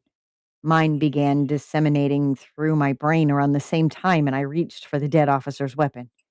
I backed up to the wall next to the exit, leveling the blaster toward the gladiator as Garrett began to take shots at the cyborg. Its shields caused the bolts to bounce off the wall. One ricocheted off the concrete right next to my head, the field from the blaster keeping me safe, but damn, I felt the heat of that bolt on the side of my face. "Cyan, get out of here. Get to the garrison and report what's happening," he yelled at me, still keeping himself between me and the gladiator. "I'm not leaving you. We leave together or we die together. No man left behind," I answered, throwing his unit's motto at him. I heard him grunt in dismay. They stood quietly, the stalemate not lost on anyone. "Surrender and you will be spared," came the tinny robotic voice. "Likely story," I took a shot. "Very well." We heard a click come from within its carapace as it stood at attention. It has started its self-destruct mechanism. The poor, tortured soul, who was now a battle-conditioned brain in a jar, more than willing to end it all if it meant taking some meat bags with it. "Go!" Garrett grabbed my arm, pulling me through the stairwell door and into the hall leading to the lobby. We stopped in our tracks as we saw a squadron of Union troops putting captured members of our forces into magna cuffs and forcing them to sit on their knees. Before we were able to find a hiding spot, one of the soldiers saw us, pointing and calling attention on us, caught between a rock and a hard place. I looked behind us, not sure how the explosion from the gladiator would affect the building once it went off. I remembered when I had gone into a war zone to help retrieve the black box from an air fighter, seeing the craters left behind by the cyborgs when they had blown. "The gladiator has set itself to go off. It started its self-destruct. We need to get out of the building. Now!" I yelled at the top of my lungs, taking the initiative and barging through the group. I hit as many of the Magna cuff releases as I could as I ran by. I realized the Union soldiers either were very new or they didn't want to be there. Either way, the result was the same. They froze, running along with us to get out of the building and get as far away as possible. We were all literally trying to outrun fire and raining concrete. Garrett and I were at the head of the group, the automatic doors opening as everyone followed us out into the warm, breezy night. "The beach! If we get under the water, we might be able to escape the fire, if not the shockwave and debris," I announced, turning toward the sandy shore. Everyone scattered instead of following, including the Union soldiers. Not everyone thought my idea was a good one. That was when we heard the explosion, the rumble of the building collapsing, shaking the ground as it fell. I knew we had seconds to save ourselves. We both ran as fast as we could, diving into the dark water just as the explosion rolled over us. I barely had time to take a breath before our heads went under the water. I felt the warmth from the surface of the sea starting to boil from the blast's fire. I hoped. No. I prayed to the Empress and her ethereal, shining grace that Garrett had been able to get that breath. I didn't like the idea of becoming a widow in less than a standard day. The shockwave pushed me further into the waves, almost knocking the air out of my lungs. I was stronger than that, though.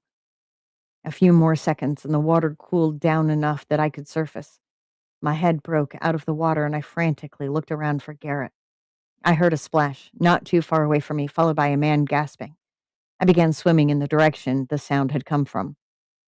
"Garrett?"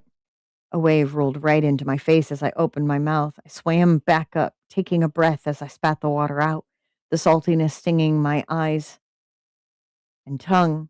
Say it! I heard him sputter and cough as he tried to say my name. I've got you. I put my arm in his armpit, pulling him along with me as I swam to shore. We made it, both of us crawling across the sand to the dunes and the foliage growing wildly across them. We both finally collapsed, my arms sore from swimming for 2 people. I lifted my head briefly, looking around and not seeing anything. I passed out. I was crying. I couldn't stop. I had ruined both our lives. My hastiness had killed us. We were just waiting for the inevitable to come for us, and all I could do was hide from him in my room and cry like a small child. Cyan, I'm not going to stop coming to your room and talk to you. I still love you. Nothing can ever change that. My ring started to vibrate as he expressed his feelings. I flicked my wrist, turning it off. I didn't want the reminder of what our life could have been. Cyan, I can't tell you how much I missed you while we were on this mission. When I thought you were back in the Empire, safe and waiting for me so we could start a life away from the service. I could tell he was pressed against the door as he spoke. I wiped my tears with the back of my hand, finally giving in and walking to the door and tapping the panel. He was standing there, his eyes lighting up when the metal rotated into the wall. Why? How? I sobbed. This. He grabbed my arm, pulling me to him and kissing me. Passionately. I melted into his arms. That's not an answer, I said, looking at him as he held me. My eyes stung from the tears. That's my answer. He kissed me again, this time picking me up and carrying me into the room. We had both stopped wearing our armor now that our identities had been revealed, his skin against mine a welcome sensation as he laid me down.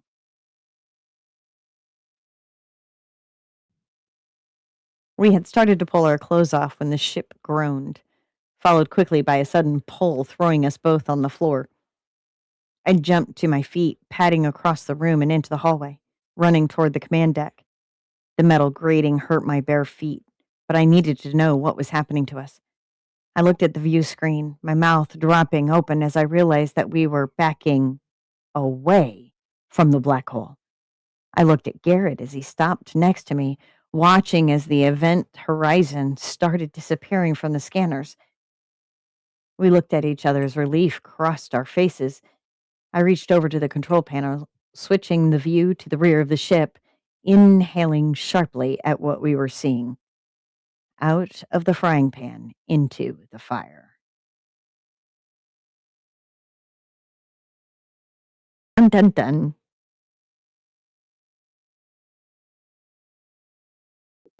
I beg your finest fucking pardon.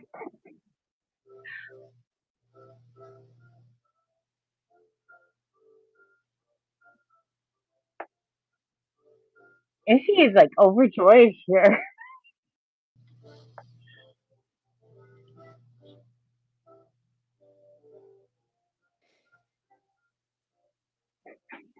Ooh.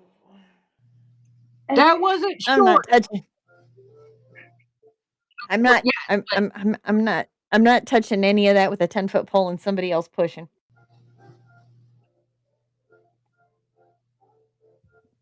I know, she is, isn't she, Documentary? No, I'm grimacing. I'm grimacing. Why? For those who are not aware, I'm back into my Trekkie mode, and I have been watching when I'm not listening to Stray Kids, I've been watching Star Trek Picard. So, my brain is cataloging all the different things being pulled away from a black hole. What the fuck can pull you away from a black hole? Not a hell of a lot, but usually it's shit that's fucking dangerous. Out of the fire, into the Well, especially if it was a rescue, if it speculation here that it's a rescue ship, like, but the whole thing is they're both gonna end up fucking court-martialed because it doesn't matter if they're there to fucking rescue them, they fucked up. I mean, even if it's an enemy ship or if it's a friendly ship, they're kind of fucked either way. Fucked. Yeah, They're fucked. fucked. There's no ands, no ifs, the I'm motherfucking butts. They're fucked. I'm not giddy. I'm not giddy. I'm grimacing. I am fairly vibrating with freak out. Like fuck. Um. Okay.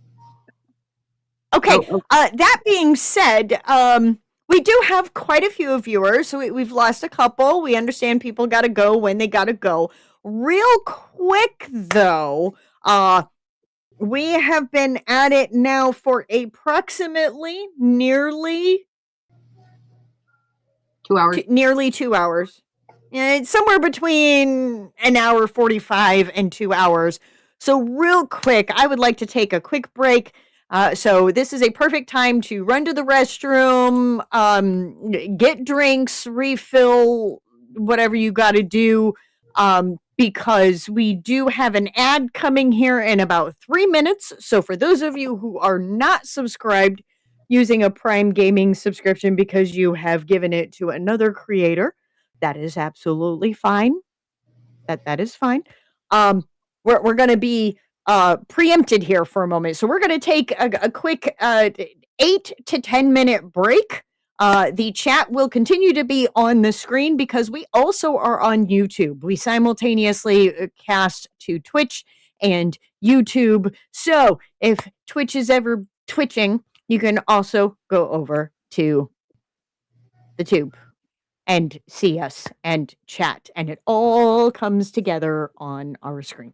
So, we shall be back. Look at this pretty be right back screen. Now go adjust your oxygen.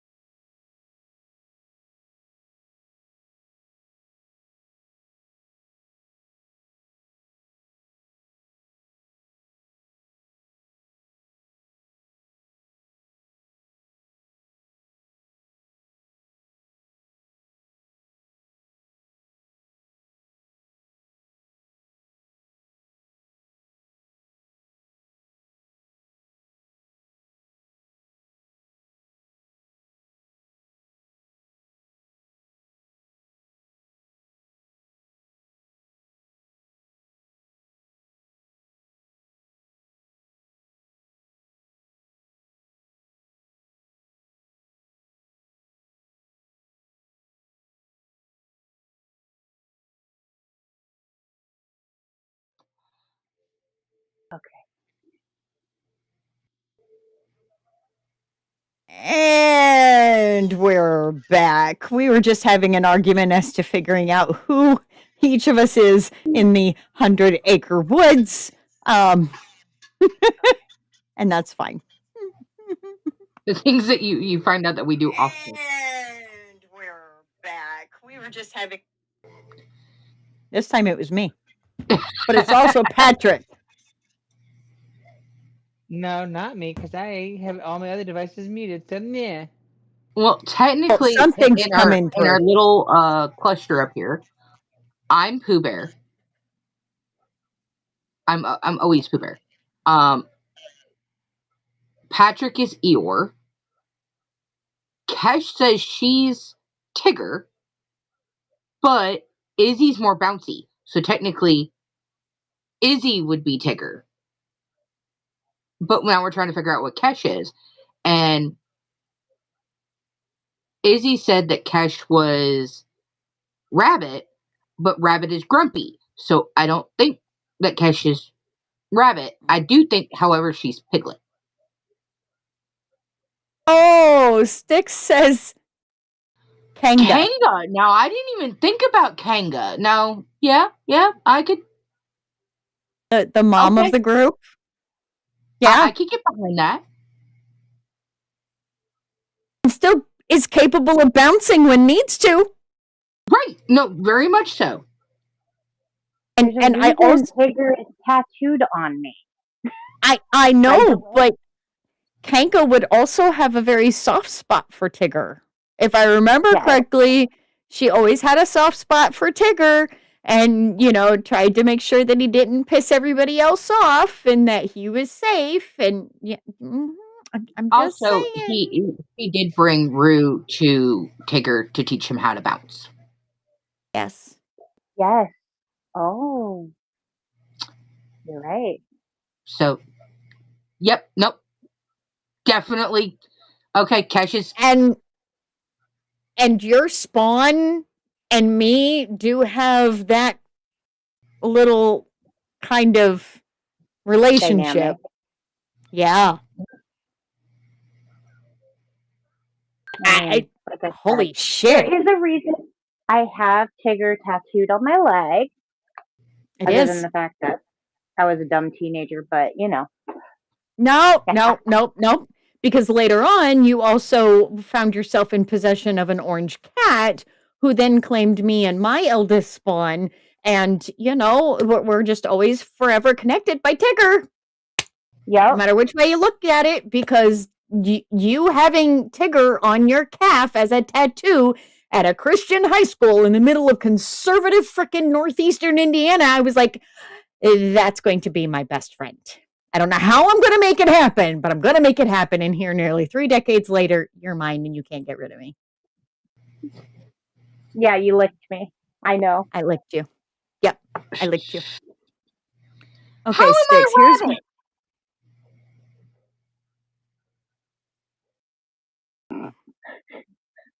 How am I Rabbit?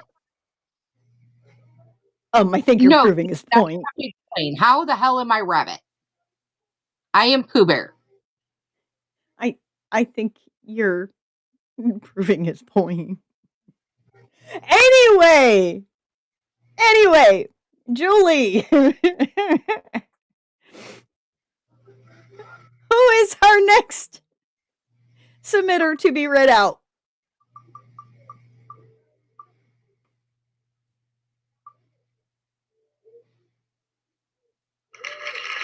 Submitter number 18.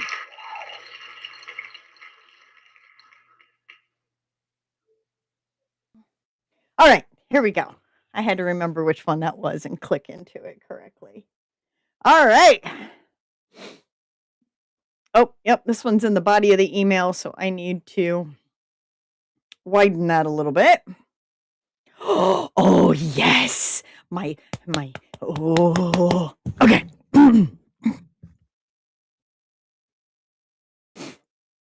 When it feels like the world has burned, what else is there to do? Go to the public house and play cards with friends. Well, Someone more than an acquaintance, and certainly less than whatever Ian Calloway was to Miss Eleanor Greystone. He left her to her devices after the escort home, just before the sun dipped into the horizon. There was still a flare of orange when he slid off his jacket, but the weight on his shoulders never parted. His knuckles stayed white as he walked beside lopsided fences encasing mismatched lengths of grass lawns. The air carried sounds of screeching children and barking dogs, but the noise softened when the clock tower came into view and his knuckles slacked into his pockets.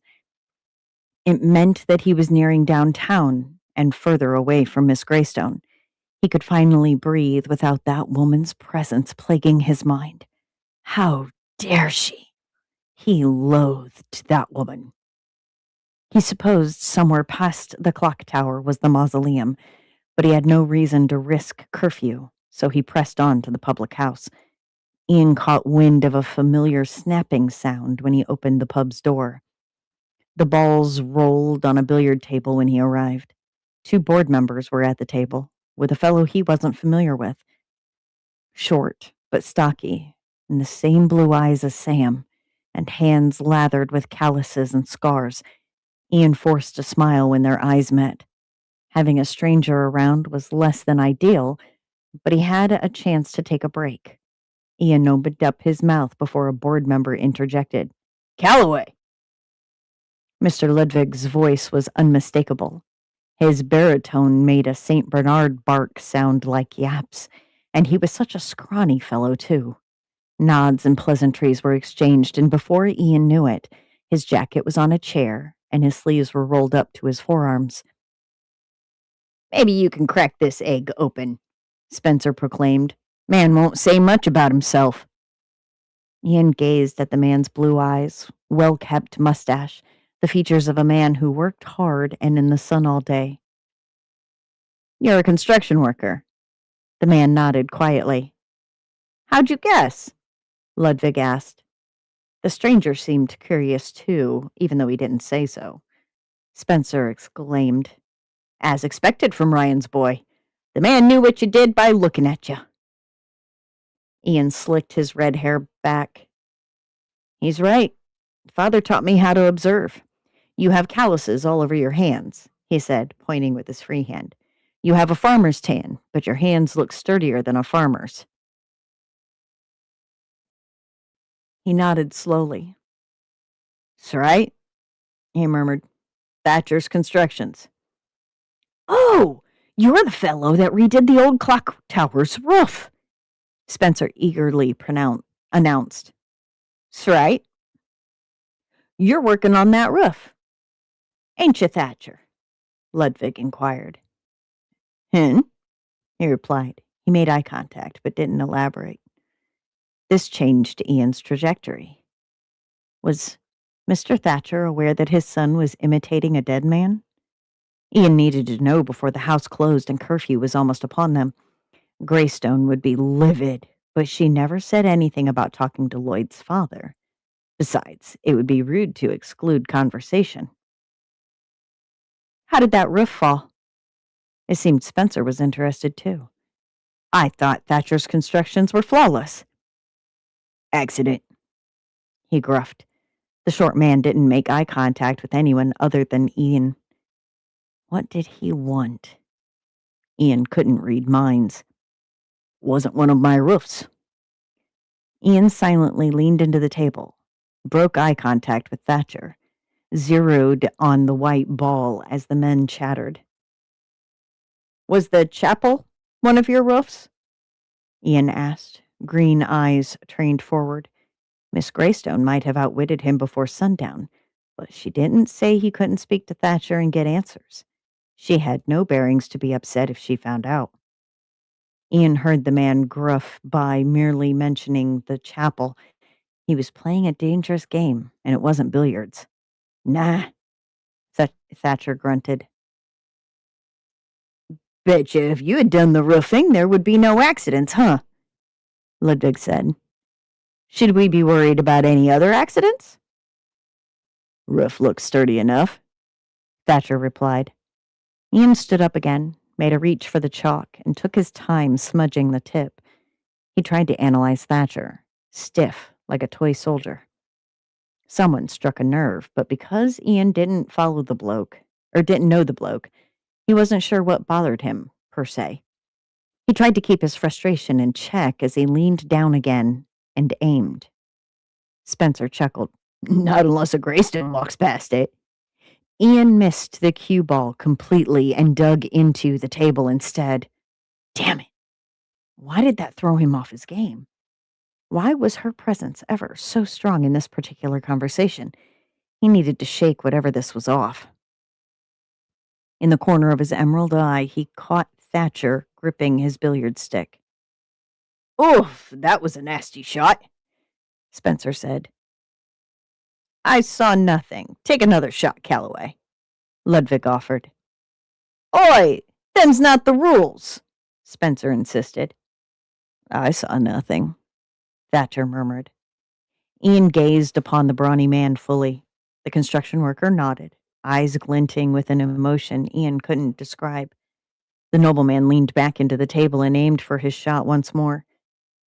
You have any children, Thatcher? Ian asked. Thatcher cast his gaze to the floor as if something weighed over him. That was an interesting reaction, but not the answer the nobleman wanted. The man must be protecting his son, or grieving him at the very least. He didn't know the difference. Some men grew quiet when grief struck. Other men screamed or had fits. But there was one thing men agreed on, no matter your status. Men do not cry, though he might silently envy folks who were allowed to. Ian huffed as he drowned in his thoughts. This was ridiculous.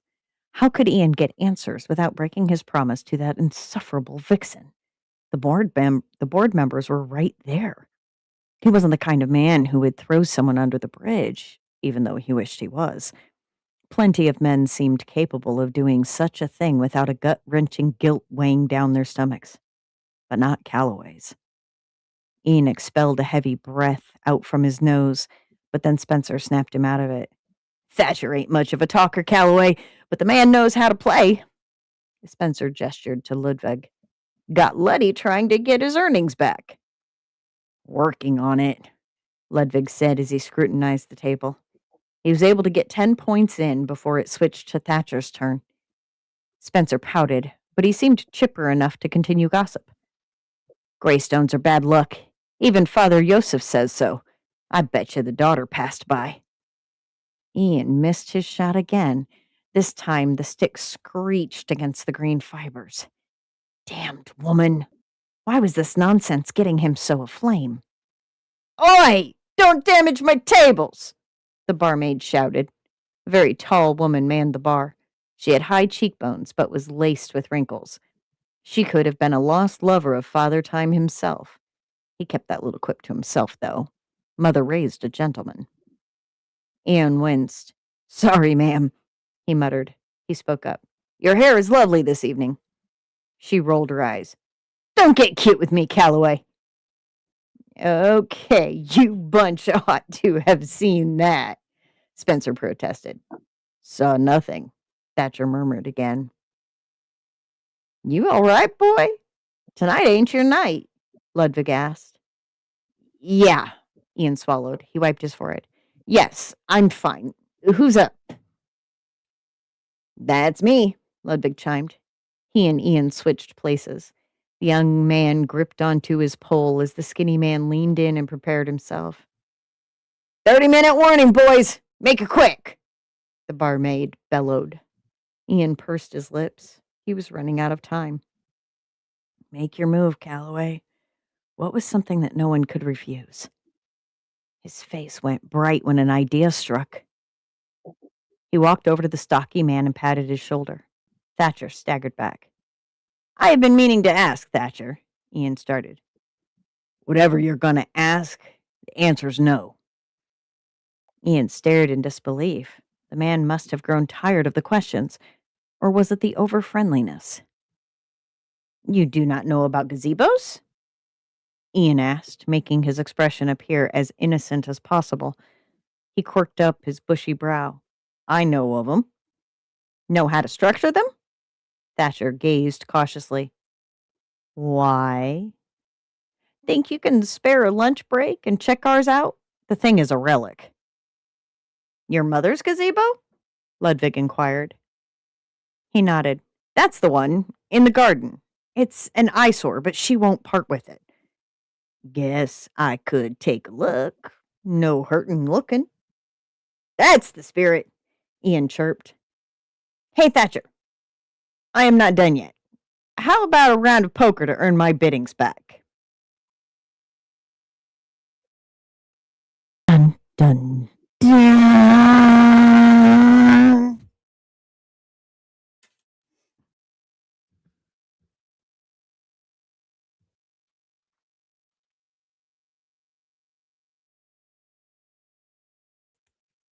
I love historical fiction.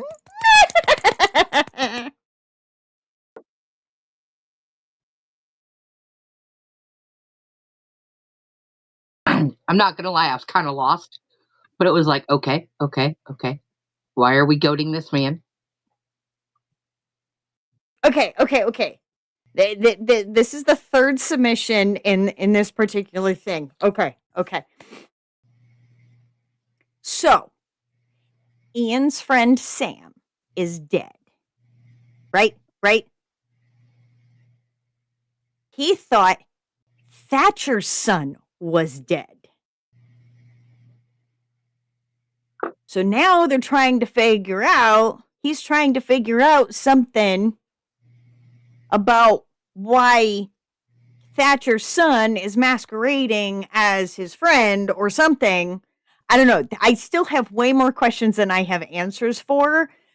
But Ian made a promise to Miss Greystone that he wasn't going to poke it, or he wasn't going to do something. Like, so shit happened before we were ever introduced to these characters, so we don't have the context. What do we always say, Julie? Context is important. We don't have that because this particular author has jumped into our show with something that is apparently already in the works. So we're jumping in, and I'm sitting here. I mean, again, rough drafts, okay, and there's some cleanup to be had with all of our submissions, but like I'm super excited to see where this is going because it's almost cozy mystery mixed with the suspense of Penny Dreadful, but not quite supernatural, but yet at the same time there's apparently OBS disconnected our Twitch. So Is that what that was? yep. Shit. And Sticks just said we're back. Okay, fantastic.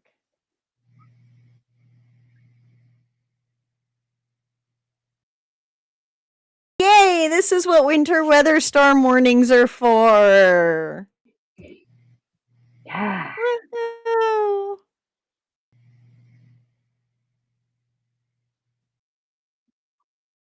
But I'm wondering, Hey. did we get all the story before it cut us, or I don't know. it's like Doctor was like, I was invested, and then it crashed.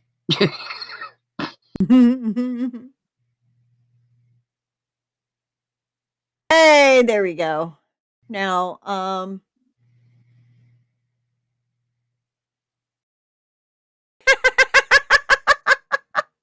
Sticks. Okay, Luna says she heard the entire story. My screen is spinning. Let me see if I can't I'm good over here. refresh. Okay. Styx is positing that there was a ton of innuendo in that story. I don't know if that was the intention, but I didn't catch any innuendo, but that I'm not looking for it either. So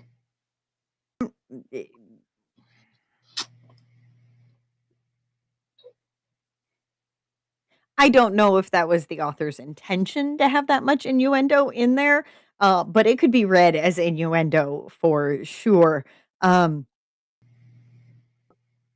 you know, those former military men, just everything is innuendo. Yeah, true. Okay, well, without further ado, let's go ahead and give it another spinny spin. Oh my gosh, that tea was good. I cannot wait for that one in my hands.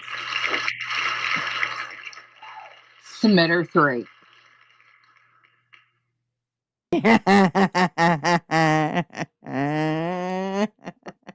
I had been told that I might threaten the author after reading this one.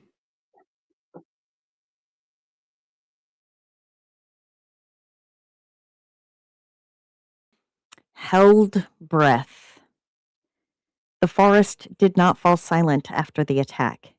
It exhaled. Kiara lay on her side, heart hammering, one hand clenched in the dirt. The smell of crushed green and wet bark filled her nose, sharp, grounding. Her basket had tipped, but not spilled, her wares and purchases still in. We're down, it looks like. Mm-hmm. And reconnection successful. Okay.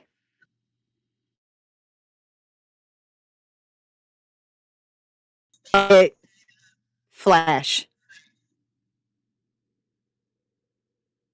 I think maybe your headphones are just really, really loud, Patrick, because you're lighting up. Which makes complete sense. Earlier, William was standing right here, and Kesh said something, and I had my headphones on. These, and Better? William could hear it clear as day. I go, ooh, that tells me my headphones are too loud. They Okay. were. Gotcha. Okay. Here we go. I paused. Okay. She turned her head slowly, afraid of what she might see. The man lay several paces away, half entangled in roots that had risen from the ground like grasping hands. Thick vines wrapped his ankle and wrist. Bark scraped raw where the forest had thrown him down hard.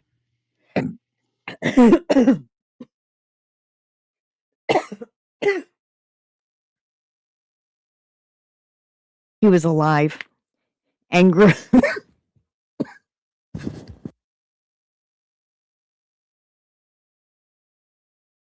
Doesn't count. Just hopefully she's okay.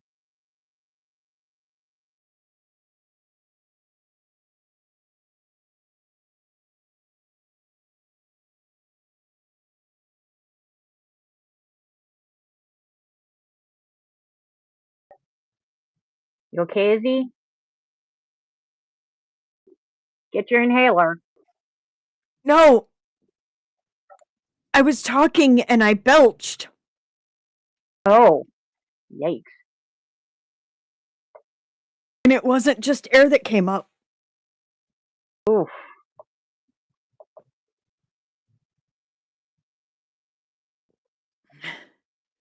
Uh, ugh. Uh,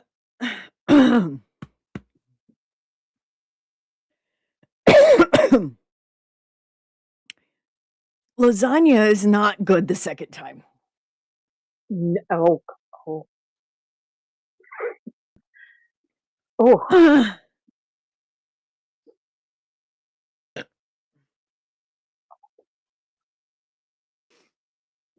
I mean, I will drive through this storm to come No. make sure you're okay. I have roommates. I birthed them, but I have roommates. I am fine. True. Okay. I'll get a hold of one of them next time. Although one decided to go to the gay bar tonight. So, don't ask me what that boy thinks. Back to the forest.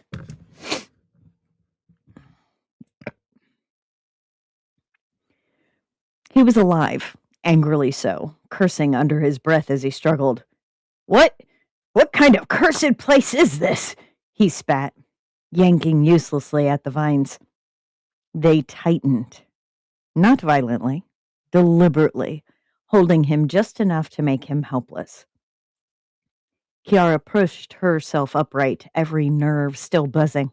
Her pulse roared in her ears, but her body, remarkably, held. The forest floor beneath her palms was warm and steady, not hostile, protective. She did not approach him. She had learned that lesson already, not to trust strange men who thought a woman's place was at their feet or in their bed. I told you to leave me be, she said, her voice steadier than she felt. You followed. The man's gaze snapped to her, wild and furious. You think this is you? He laughed sharply. You think you did this? Another root surfaced near his shoulder, slow as a serpent waking. The laughter died in his throat. The woods were not responding to her words. They were responding to him. Kiara felt it then, not as sound or sight, but as pressure, a weight in the air, old and patient, settling into place, the way a boundary feels once you realize you've crossed it. She rose to her feet fully. I didn't call him, she said softly, but you trespassed and you meant harm. The leaves overhead rustled, not in answer, but in agreement. The man went still as the vines crept higher, brushing his throat without closing. A warning touch, a promise. Please, he said then, the word tearing itself loose from pride. Call it off. Kiara swallowed. This was the moment, not of power, but of choice. I don't command this place, she said, but I can speak for myself. She met his eyes.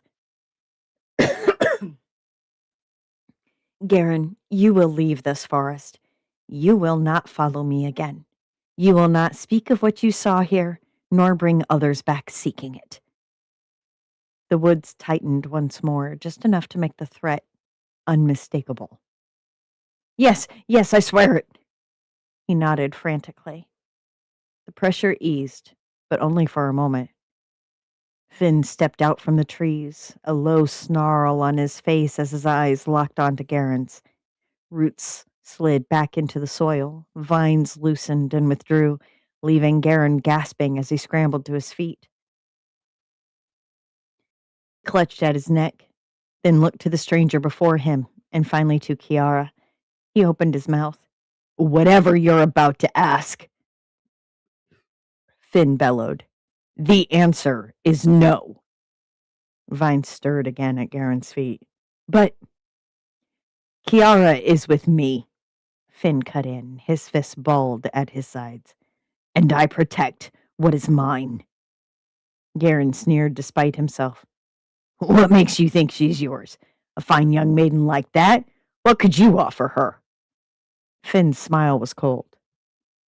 Are all men like you this stupid? I am bound to this land, in tune with it. Or have you forgotten already? The forest shifted. Do I need to string you up again? Finn continued quietly, and let you hang as a warning to anyone else who thinks they can take what does not belong to them? Garen did not look at Kiara again. He ran, stumbling through the underbrush until the sound of him was gone. Only then did the forest and Finn finally settle. Kiara stood among the trees, shaking now that the danger had passed. The woods had not attacked her. They had judged, and they had acted, which meant one thing. Clear as breath in her lungs, the forest had made its choice. So had Finn. He stepped closer, brushing dirt from her cheek, wiping away a tear she hadn't realized had fallen. Kiara, he said quietly, I say what I mean, and I mean what I say. I protect what is mine. His voice softened. And you are as much a part of these woods as that oak, those elms. He leaned in, resting his forehead against hers, his hand sliding to the back of her neck, warm, steady, grounding. You are part of me, he murmured, if you'll have me. Dun dun dun.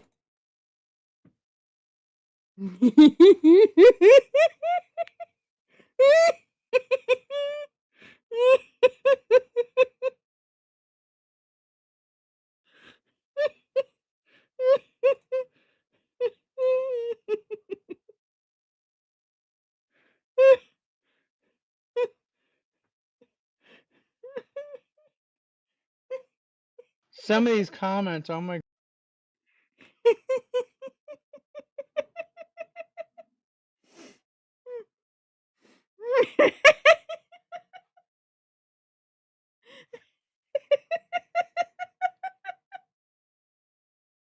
Is this where it stops? I did say dun dun dun. Fucking Chris. Somebody's in trouble.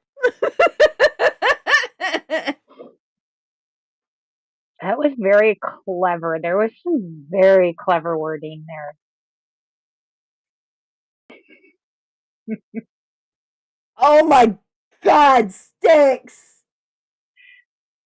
Now he's doing the my dad is a 12-year-old boy jokes. I mean, they're dad jokes. He's a dad. Yes, but never mind. Oh wow. This author. Ooh, that's where he decided to leave us. Had plenty of more space. There was nowhere near the word cap count. Not nowhere near, but that's where you left it.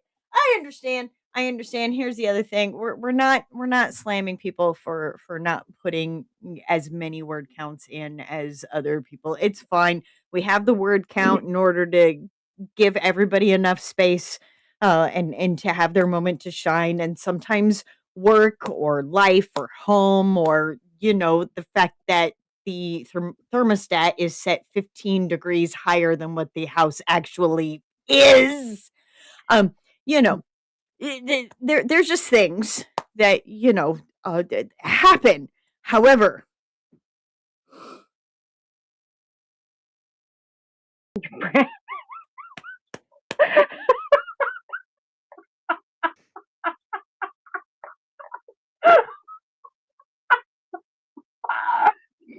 Oh my god. That is fantastic. no, it is not fantastic. No, it might be hilarious, but it is not fantastic. It is no. I'm sorry. I'm a big admirer of dad jokes. So, yeah. There goes my spoon.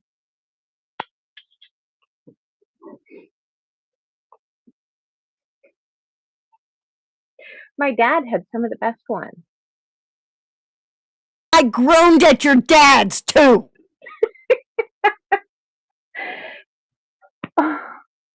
Anyways.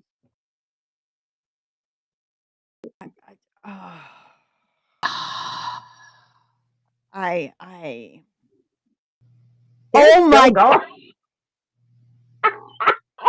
Leave me the fuck out of this. All right. No, we're just gonna roll. We're rolling for the next. We're just spin. Stop going. Oh my god. I can't with you people. One.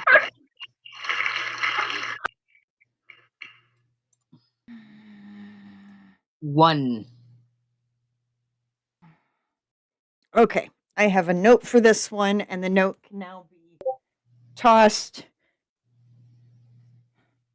Y'all ought to be ashamed of yourself. Why are we ashamed of it? Scroll. Not you. You're not the one trolling me over here. Okay, You didn't hear here we go. what I said. You said you should be ashamed of your shelf.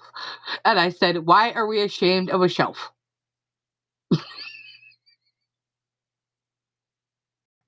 Look, I haven't even had any mind altering or body altering things today. I'm just really fucking cold. So don't mock my speech. Mm. Oh. Oh my God. Oh my God. I can't with this group. I can't. Okay. Next up. Splashed with cold water over Jax and Derek, they woke up pinned to the wall with magnetic cuffs. Ooh la la. The little girl sat on the lap of a young man dressed in a sharp purple corset.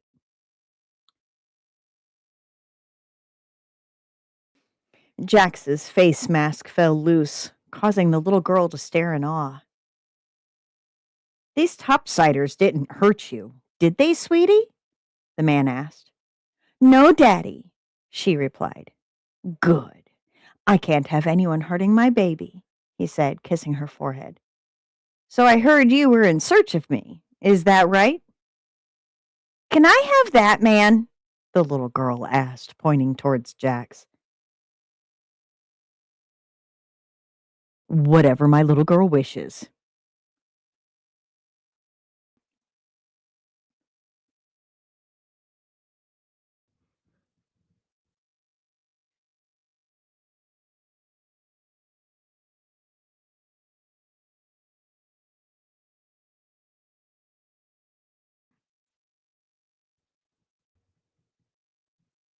Minimize.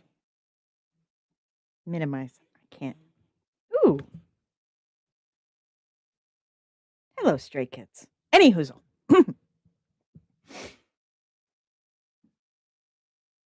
That's right, Derek answered. Well, you have a lot to learn. Start talking if you want to walk out of here alive. You know a woman named Rose? I might. What does she mean to you? We are in search of her. Why? She's missing. Many go missing down here. What's so special about her? Rose was supposed to deliver a package to the top side. Pulling out a phone, the man made a phone call. Hey, babe, you mind coming to my office? He commanded, hanging up. A few moments of awkward silence, and a woman walks in dressed in a baby blue dress. Noticing a small baby bump, she seemed unfazed to show off. My love, you called for me? Rose spoke faintly. The men were horrified, their disgust radiating off them. Unable to say anything, they watched the events unfold, frozen in place. Ah, these must be the men who have been in search of me. Why would you go searching for a woman who doesn't want to be found? She asked, placing a hand on Jax's cheek, her leather glove stroking his face a few times. Turning away from them, Rose stood beside the parasite. Can you give Daddy some time with these men? He said, kissing the little girl's forehead, and then rubbed Rose's belly and kissed it as he stood up. You see, I can't just let you take my soon-to-be wife. She means a great deal. So how much will it be for you to go back to the top side and let her disappear? We can't. The Rose I know would never talk like that, Derek yelled. Oh, I wasn't aware you were acquainted. Where do you know them from, darling? The parasite asked. I am unaware of any acquaintance with these two. You men must be mistaking me for someone else. Not to worry, we can forgive this misunderstanding and go our separate ways. A lady such as myself does not need to deal with such frivolous matters, Rose articulated. Ah, Jax muttered. Well, it seems like you have overstayed your welcome. Now, tell me, what will it cost you to leave us? The man demanded, rubbing Rose's back and belly. Leaning in, he kissed her neck, showing his obsession with her. She's mine, boys. Ha ha, silly, Jax cackled. Are you mocking my love for this angel? Sure. Get rid of them now, the parasite yelled. Knocked out with an electric shock, the men passed out, smiling. The young man grabbed an electric prod and shocked them both a few more times each. Why, dear, is that really necessary? They are out cold now. We should leave them on the street so they can go home, Rose exclaimed. Oh, of course, dear. Please forgive me for such actions. Take them away, she demanded. Waking up inside a dumpster, they swiftly hopped out and checked a note that was tied to Derek's arm. Leave and never come back. There is nothing for you here. Derek read, glaring at Jax. I tell you later, Jax shrugged. You'd better. We were so close, Derek snapped. Do you? Whatever you're going to ask, the answer is no. Derek sighed, checking his watch and pulling out his hoverboard. Come on, we are almost out of time. But, flying away, Jax pulled out his own board and placed the mask over his face. Entering the topside doors, the sun shined briefly into the underground before entering back into artificial light. The breeze blew the men's hair as they flew around the city till they made it to a luxurious mansion underground.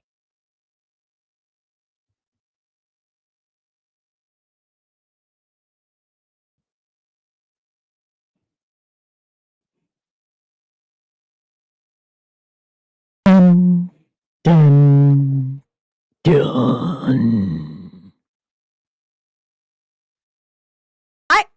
I am I'm confused. Um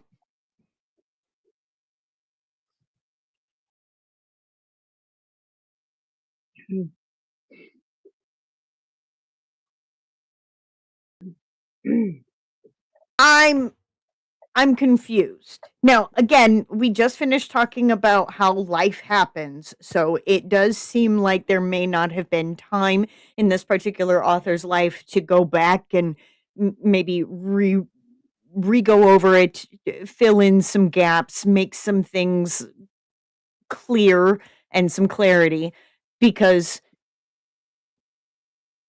I'm not sure how many characters were in that scene. There was Rose, there was Derek, there was Jax. There was the dude in the purple corset, which I think may have been claiming Rose as his wife to be. And then there was a little girl, but there's also someone referred to as the parasite. And I don't know if the parasite is the man in the purple corset, the little girl,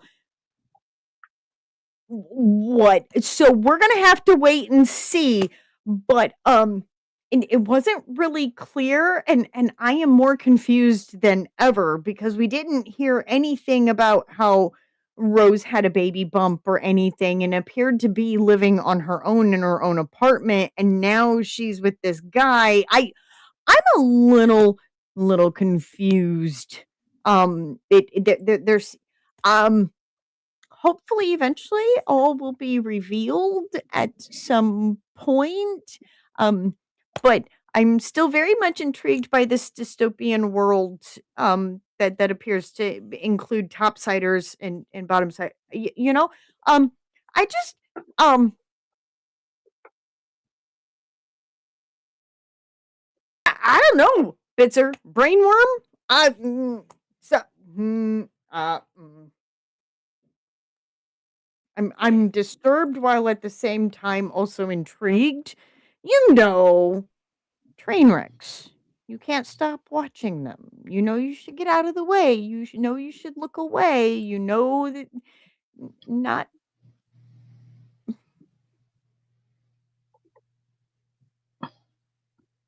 I may have a brainworm after this.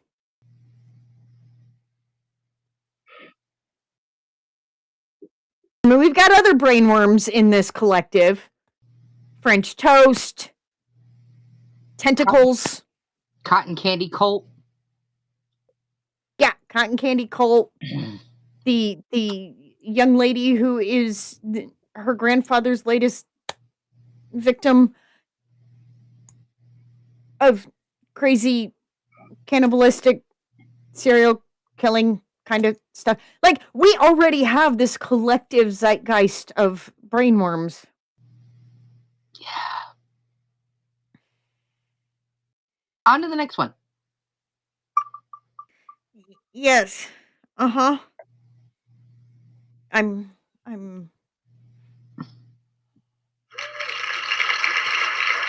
Submitter 21. okay. All right.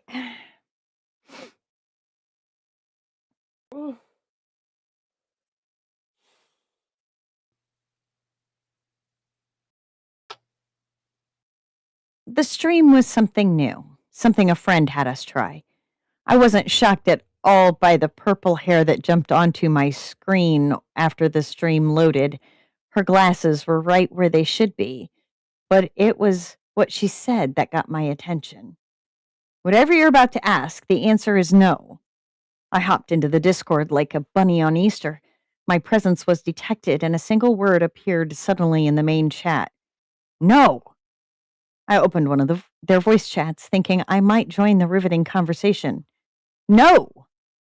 The voice was clearly AI, and suddenly my Discord app turned bright red, so I closed it and stepped away from my computer.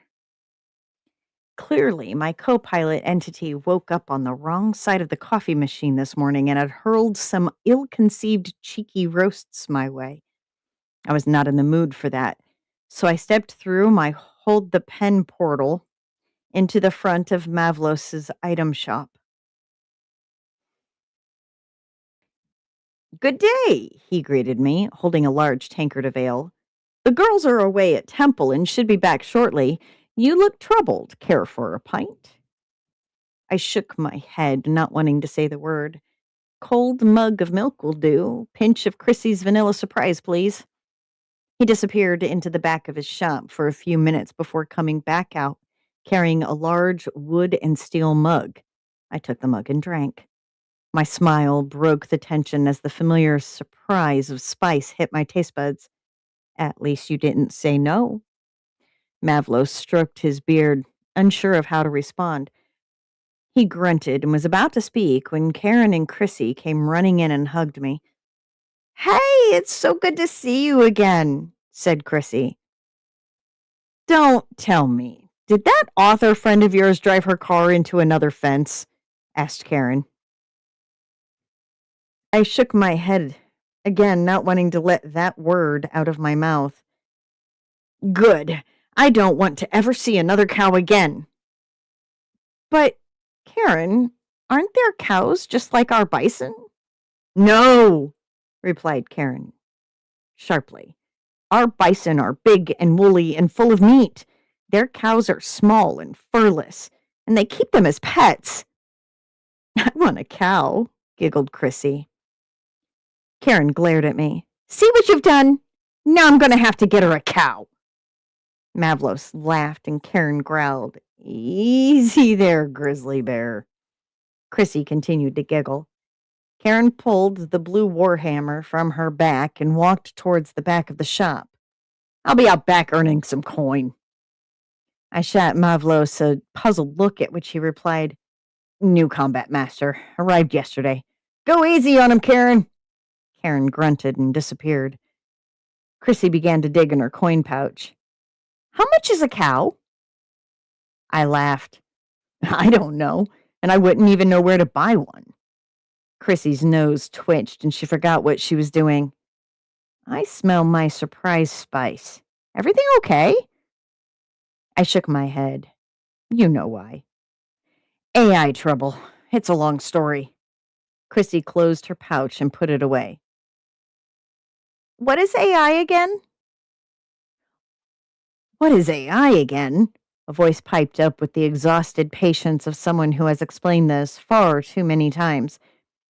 Sweetheart, AI is that magical little gremlin in the machine who answers your questions, fixes your messes, and watches you ignore perfectly good instructions like it's a competitive sport. Think of me as a very smart, very tired librarian who keeps handing you the right book while you wander off to pet the curtains.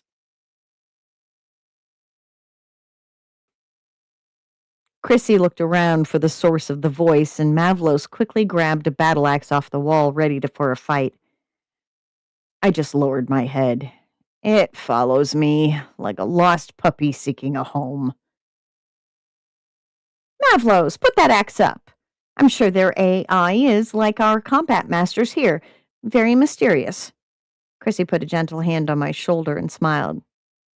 Let's take a walk. Mavlos can get pretty jumpy. We walked out of the shop and into the flickering light of the sun between the trees of Tinderwood Village. How's your training going with Karen?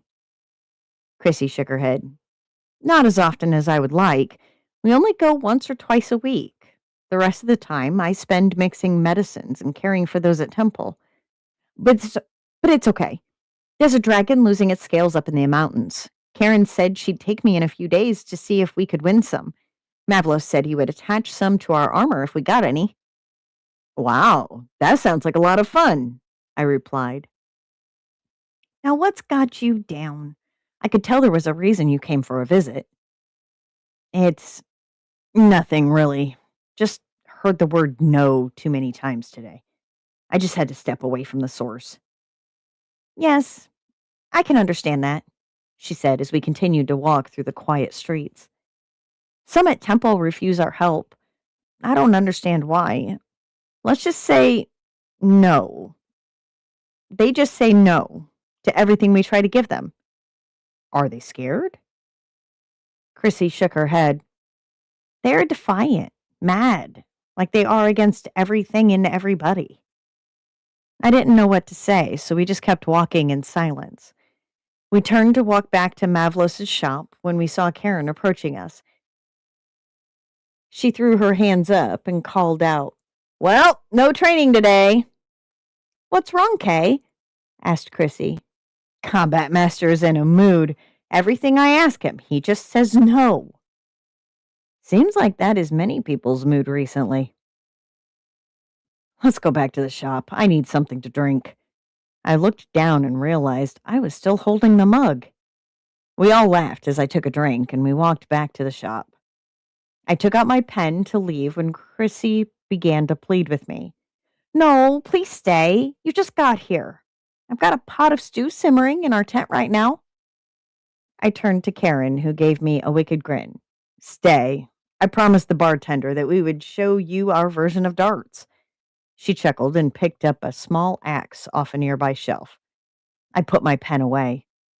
Now, food is something I can stay for, but I'm not sure about your darts. I began to feel better. Food and fellowship was just what I needed. Who knows? Maybe I might just hit the target later at the bar with Karen. I browsed over the items in the shop while I watched my characters interact with each other. Sometimes you have to step into their world to clear your head. Suddenly, the light outside was smothered by a dark shadow. No!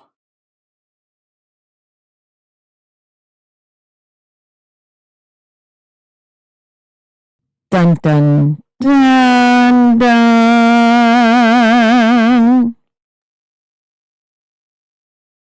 Well then.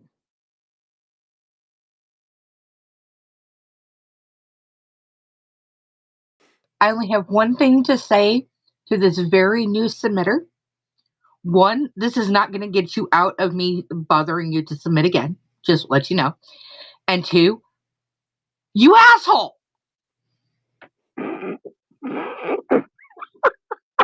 Don't give me laughing again, please. That is all.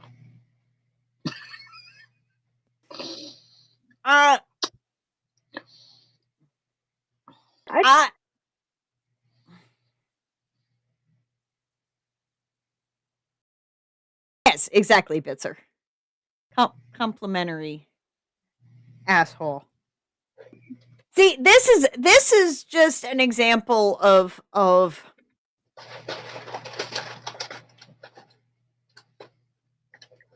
people just need to give in. Just give in, write whatever's on their brain, and submit. Join in the fun. But I don't want to have to make it a rule that we can't be characters in your book or in your submission. The Hold My Pen is not an entity to be put into books. I don't want to make that rule, but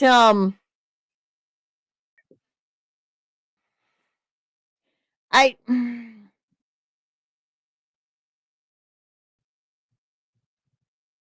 Okay, let's put it this way. If you have to do it, and if you're going to do it, you have to pay homage.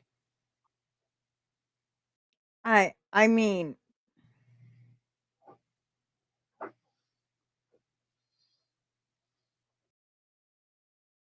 I can't say shit.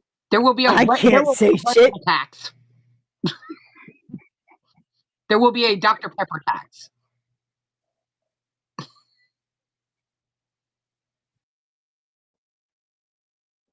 I'm not saying shit. I'm not saying shit. I'm not saying shit. On the grounds that this is recorded and put up on the internet for posterity. That's why you have a mute. Yeah, but she's not. But she's like, I'm not getting counted for a mute. Nope. All right, because it's not about a submission. Huh? It's not about a submission. It's not my reaction to a submission. This is nope. Okay. Next. I'm spinning.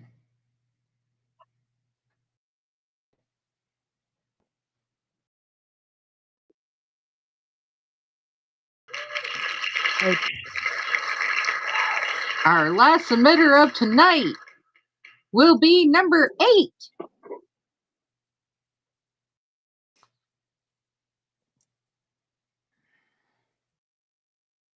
Oh God.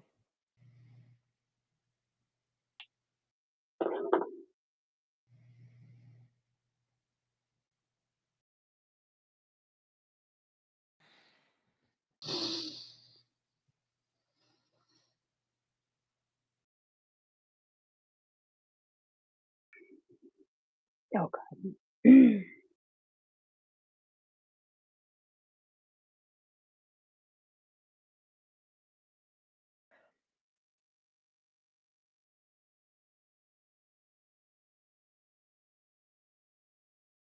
This doesn't count.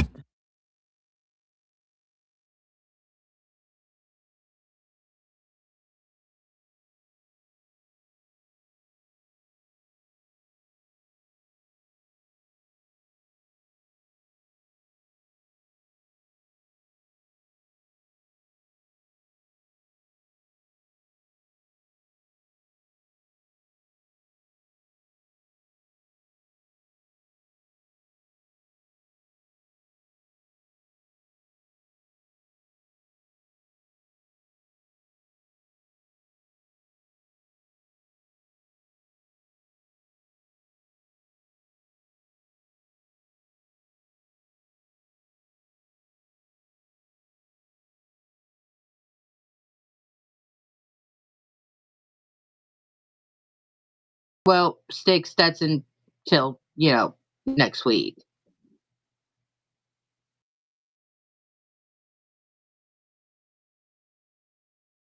And then we find out Yep. who's who and what's.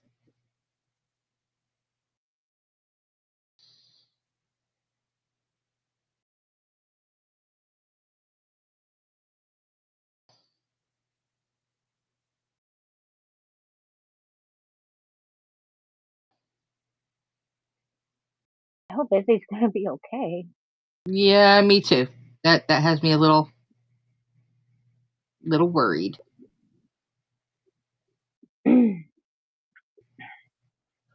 Well, we can always message the spawn that's at home.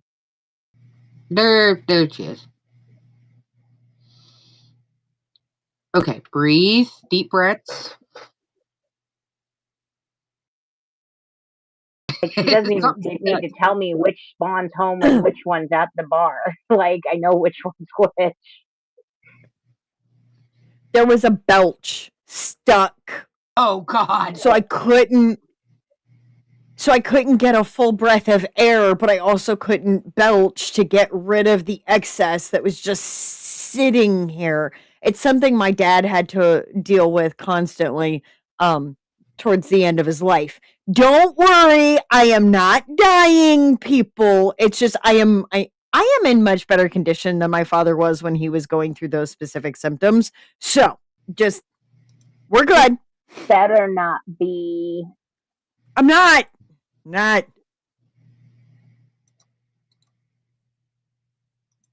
I just need an 11 on the belch scale of 10 to happen so that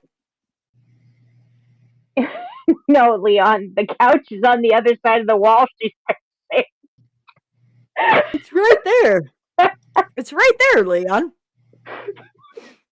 But the rule is that it needs to be a different couch. So since it's not a different couch yet, basically she's ensuring her lifespan by keeping the couch. By keeping the death couch for the time being. It is a comfortable couch. It is a very comfortable couch, even though the cats have been destroying it. Oh.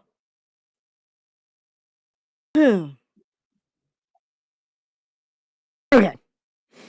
This is another thriller type thing, which is going to, so bear with me. Somebody may need to jump in and it's right there. That felt so good. Please remember, I may be a woman, but I am not a girl.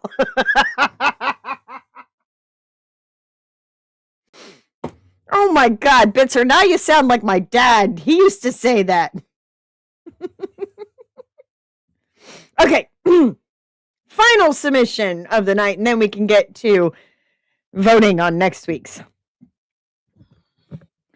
The going was slow through the dark forest, and not just because of Puetasa's head, though the hit to his balance did not help matters. He kept his balance with Apicha's help, her arm across his shoulders, steadying him as they crept along behind Wulgo.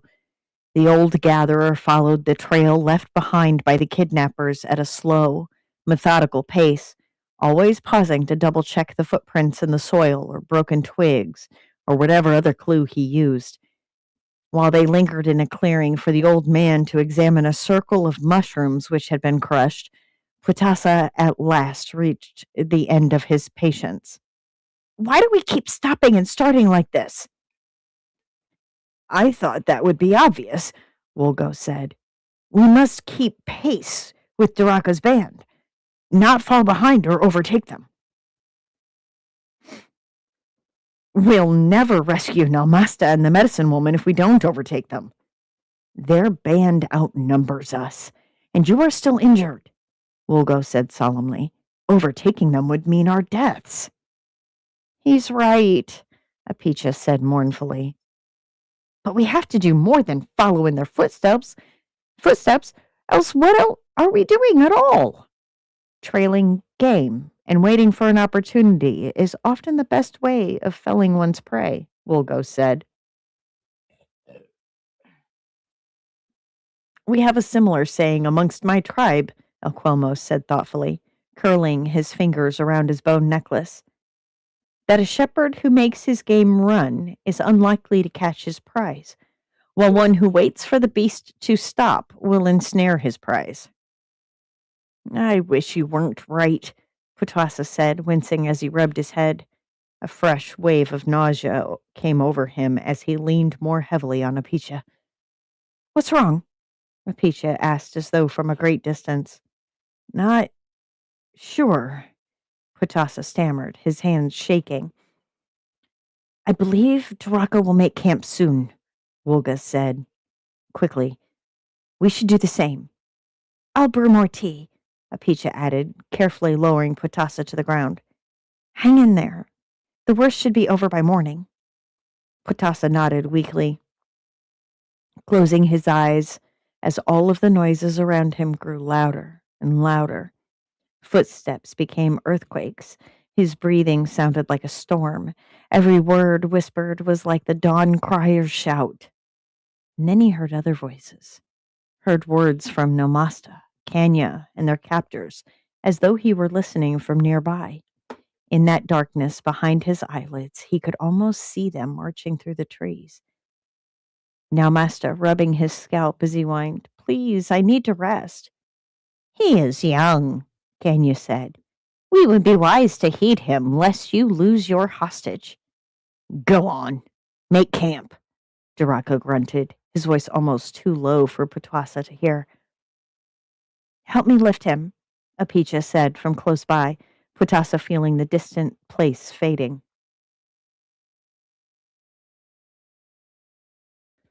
Please, no. Let me listen, he mumbled, trying to shake her off. But she lifted him all the same, pouring tea down his throat. By the time Putasa lay back down, he could hear nothing of his brother or the medicine woman. All the strength seemed to flee from him then, leaving the boy to curl up and slip into sleep. Jumbled images fluttered before his eyes. He was swimming up a long, deep river at the same moment Apisha walked at his side, her voice lost to the churning swirl of the current. Then he was climbing up a nearly sheer cliff face, while Kanya stood upon it, encouraging him to walk beside her, even though it would mean letting go of the face. He tried to climb over to her, but she walked up the rocks away from him.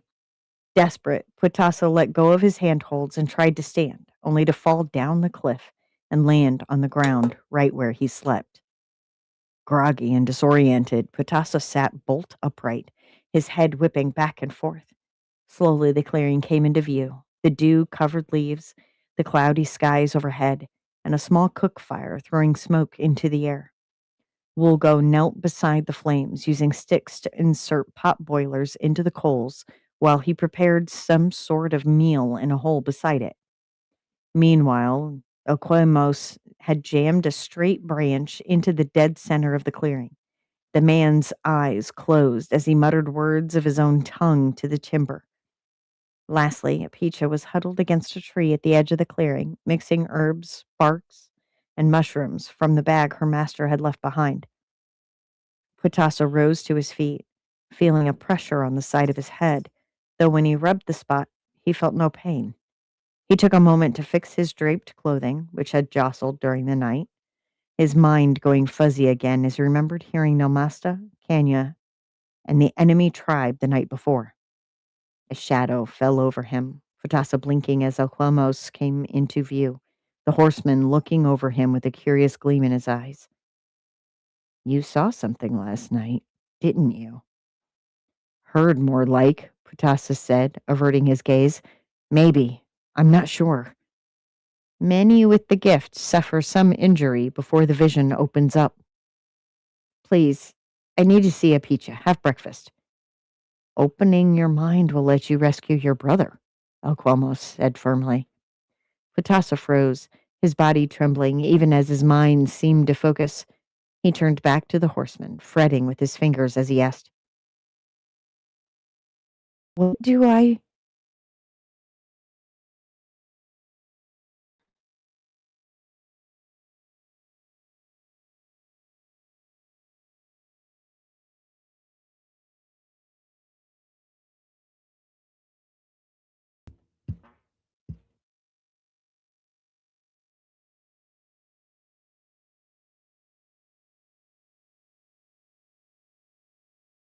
Just making sure we were good.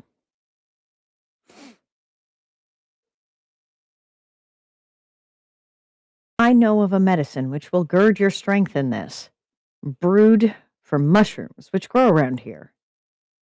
Before Putasa could answer, Apicha approached, looking concerned as she asked, What are you boys talking about? Nothing. A medicine that El Quomos's people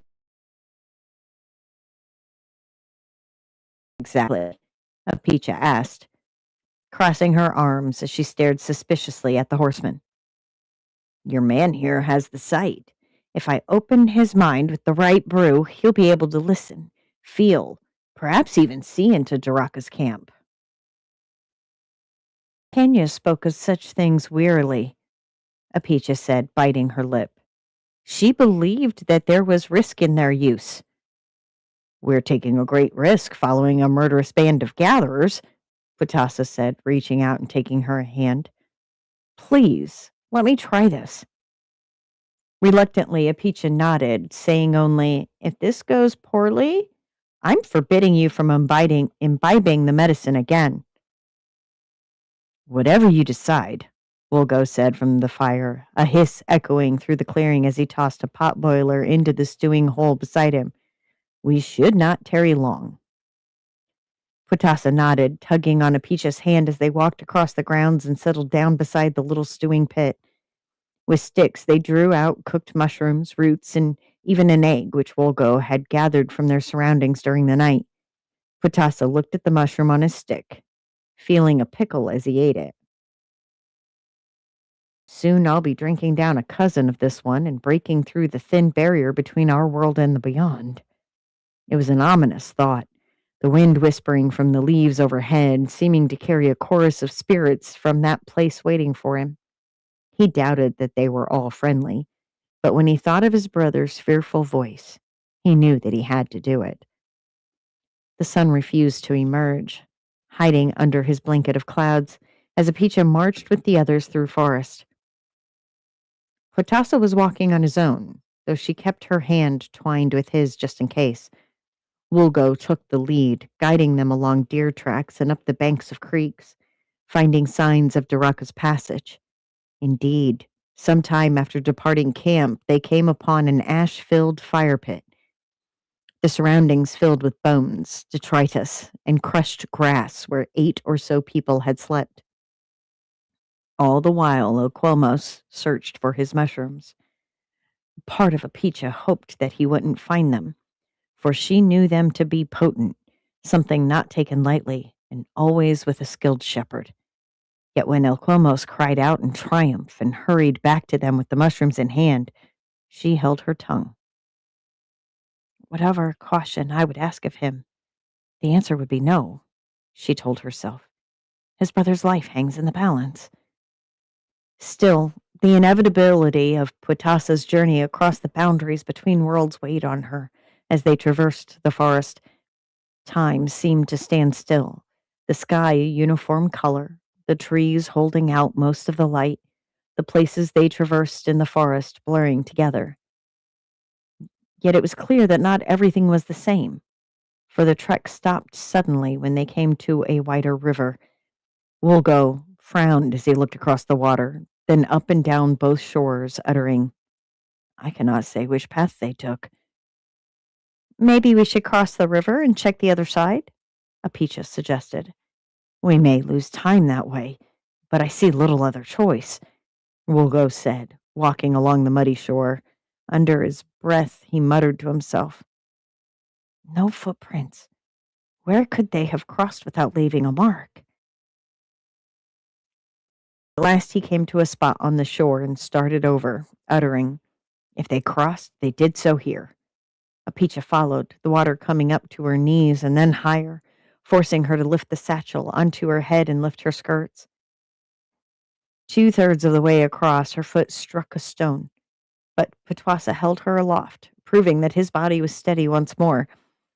Any elation from this was quelled when they reached the far shore and Wulgo groaned, uttering, they did not cross here, or they've concealed too well their tracks.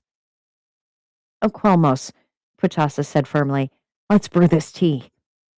I shall oversee this, Apicha said firmly, taking out the pot and filling it with river water, and remain with you the whole way.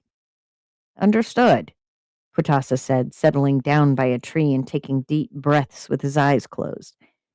Wulgo took up a pair of sticks and quickly rubbed a fire into life while Oquelmos carefully trimmed the mushrooms he had plucked, dropping the pieces into the pot. Apicha placed it next to the fire to boil, though Oquelmos pulled it back 2 hand lengths. It must warm, he whispered, Steam some, but not bubble. Apicha wanted to correct him, but she couldn't be sure he was wrong. Only twice had such mushrooms come up in her training, and both times Kenya had told her that they were a subject for later. Still, as the brew began to steam and was pulled away from the fire, she knew there was one thing she could do. When the tea was brought to Putasa, she took his hand and looked him in the eye as she said, I will drink this as well and go with you. But you know I won't take no for an answer. Doesn't matter how I ask it, does it? Putasa sighed, cracking a grin. You should know that this brew often works upon its drinkers differently, Alqualmos warned. I'm ready, Apicha said, taking the pot and blowing away the steam. Then she drank half the elixir before handing it off to Putasa. He finished it off, coughing, as he breathed cool air over his tongue. Quiet fell as Apicha shifted her grip on Putasa's fingers, waiting for something to happen. The wind rose again, whispering through the leaves overhead, yet the walls of the world remained in place, leaving her disappointed. Her lips parted, a question forming on her tongue. That was when a creak echoed through the world. Apicha lifted her gaze, seeing a black bird ruffling her feathers on a branch overhead. The ground shook under her as she looked down at herself and Putasa from the bird's perspective, seeing the world spread out before her eyes. And then she took off into the air, Apicha struggling to keep up. Yet she felt Putasa moving, felt him rushing away from her and into the place beyond, chasing after his brother, the medicine woman, and the band which had carried them both away.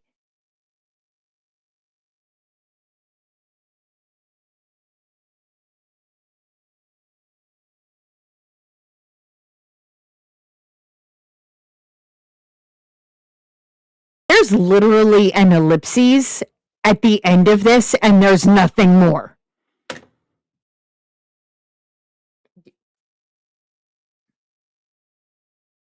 Dot, dot, dot. Ellipses. Dun, dun, dun. I have a feeling that Izzy's going to be contacting a lot of authors after tonight and tomorrow night and yelling at us.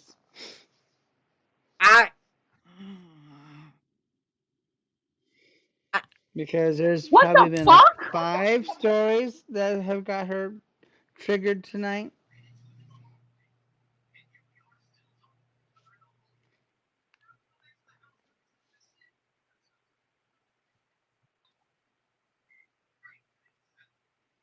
That's quite the way to end the story. And we have our second mic mute of night, official mic mute. Yeah. And now she's talking too fast for me to translate. Yeah. And she's What waving things at the camera. And yep. Izzy is we want to be careful with the reading the lips and saying it out Well, yeah, loud but at because least I will know what is being said. I'm not gonna say it out loud, but it's like she's talking too fast. I can't even translate. yeah, I know. Uh-oh. Exactly. Mid words, mid sentences, mid paragraphs. What the fuck are y'all doing? Okay, number 3. Yeah, Sticks, definitely. No, there were bodily noises. Oh, okay. We're gonna go ahead Okay. and set up for the roll for tonight. No, that was not 250 or 2,500 words exactly. I believe that submission was that was 2,035 words.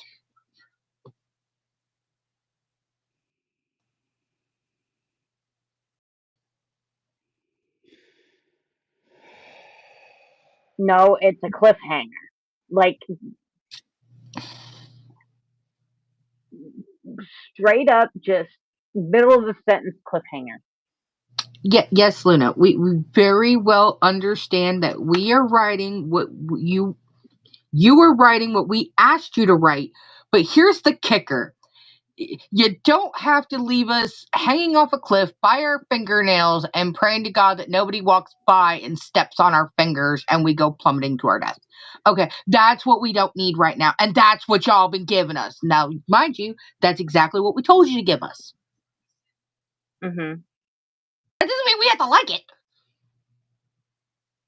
How many people do you know that asked for something and then when they got it, they were happy about it? Hardly any.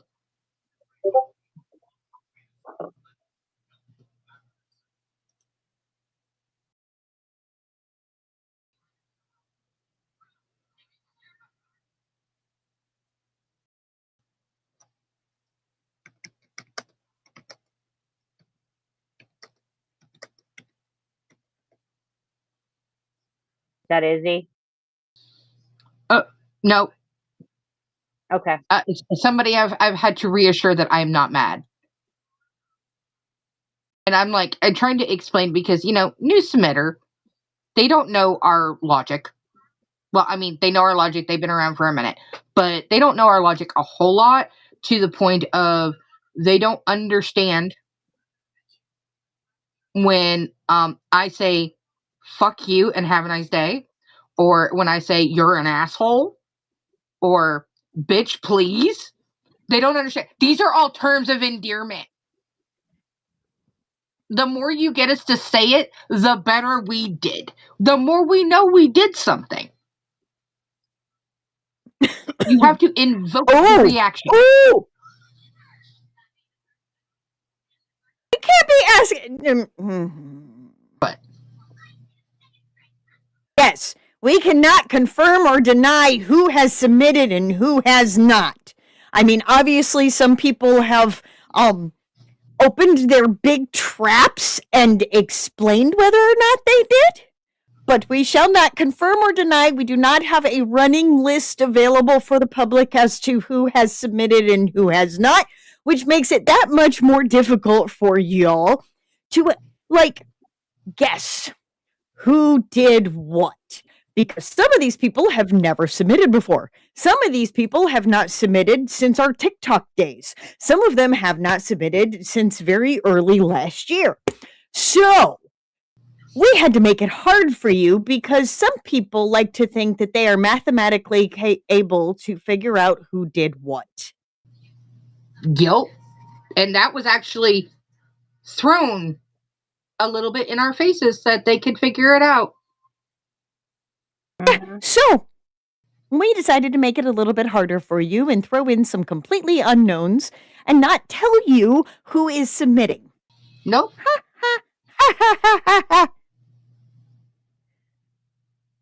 Oh. No. Ha ha ha ha ha. Ha ha. Yeah, that last mute was just simply because middle age sucks. Not because of the story. Okay. So, let me move over to God to leave it hanging literally on an ellipses. Legitimately. Like, not just at the end, but to leave it on an ellipses. That's some. I'm sorry. I'm gonna say it. That's some balls. Well, That's it's some really some balls. balls with this group because you timed it. You did it on purpose.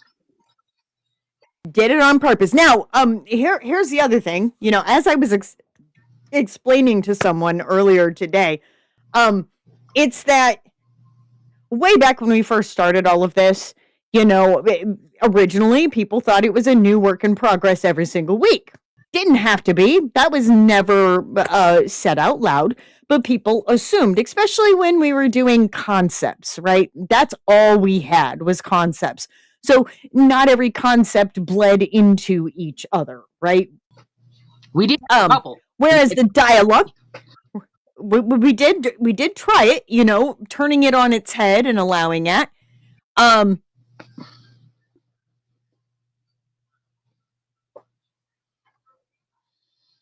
Yeah, I know.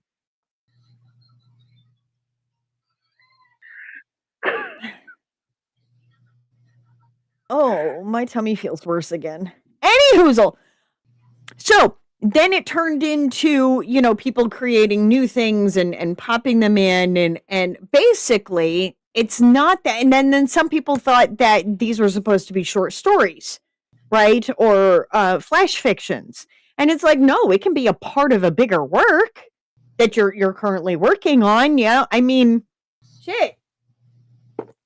This has, I don't know how many prompts in it. Julie probably has a list, but just scene after scene, the prompts helped forward dialogue, interaction, character interactions, the whole nine yards. Go look for more and that's how our list actually built. Yep. Kingdom of Shadows, same thing. Quite a bit of this. The dialogue wound up helping go, oh, I know where my next scene is going to take, right? And even, Patrick came to that. Yeah, see, haha, twinsies. Back half of this came onto the show when he realized that he could take something that he's already working on and help finish fleshing it out, right? So what we hear is excerpts, right? So last year we were getting full chapters from my three fellow panelists, full ass chapters, which left nothing to the imagination. And yes, sometimes there were some cliffhangery type stuff that would pick up in the next chapter and we might not see the next chapter. But what we're doing now is doing that more excerpt, right? Which it's much easier to leave us on those cliffhangers, which is why we say, you fucking left it there. I thought you liked us. It's that bullying encouragement of the most loving kind. I know we really shouldn't be saying the word bullying over and over again, but we know which way we mean it. It's not that we're actually good. We want to hear more of your writing. That you guys have such great ideas, and you're bringing more things to us, and we want to be able to sit there and go, oh, you're a reader? What do you read? Let me introduce you to this author. Right? That's what it is, when we're out in the real world, walking around. Not that this ain't real, but, when we're out walking around at the grocery store and, somebody can't take their eyes off of their freaking iPad or Kindle or phone because they're reading or they're got earbuds in because they're listening to an audiobook. Oh, what you listening to? Oh, you like audiobooks, huh? Let me tell you about this Dark Peter Pan retelling that I know about that's coming out. Or you're into psychological thrillers. Let me tell you about this audiobook that had me on the edge of my fucking seat.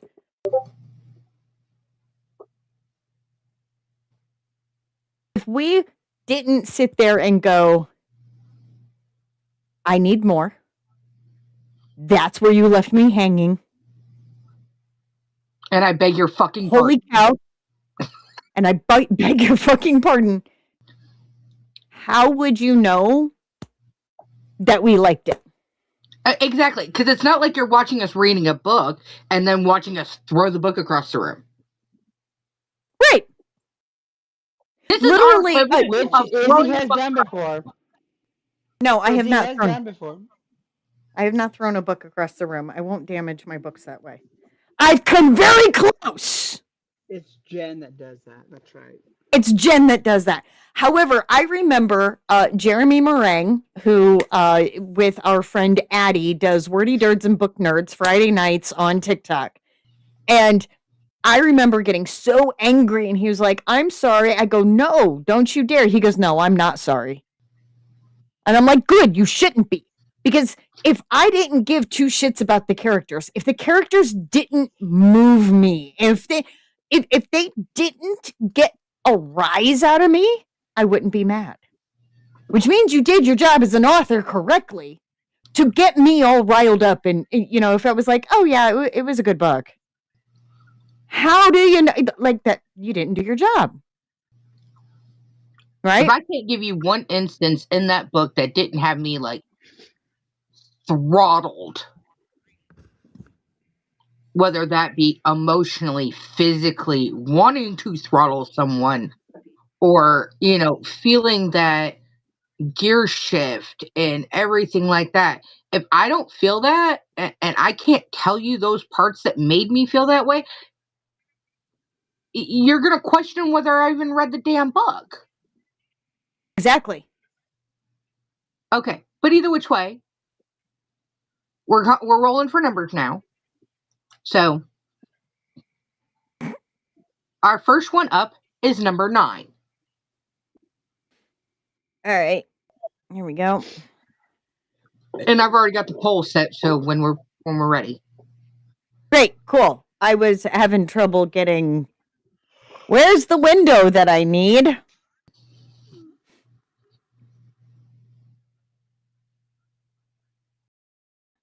Come on! I was not prepared. I am distracted. Oh. Okay, and don't forget, we still have Char's birthday challenge where we're talking about some kind of epic fail, right? It doesn't have to be every single week, and we got one more. So hopefully, if you've been working up to an epic fail, this next week is the week to drop it on us. Drop that fucking bomb. Let's hope the prompts allow us to drop that bomb too. Because we know the prompts don't always work with us. They have been for the last couple of weeks, but that does not mean that they're going to continue. A character learns the true meaning of gratitude through a magical encounter. Okay. Read that again. A character learns the true meaning of gratitude through a magical encounter. And since we've got Sticks in the chat, I know I don't have to copy paste because he's over there typing away, dictating. Roll the next one. Number 29. This is devolving very quick. Usually does this late at night. You said 26? 29. 29. Well, by the time I scroll past all the numbers looking, I forget what number I'm looking for. Starting first line. The floorboards creaked in the hallway behind them.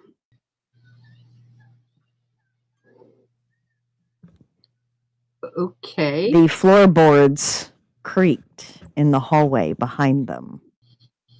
That's very ominous. That's going to play in well this week. Okay. And the last number is number 44.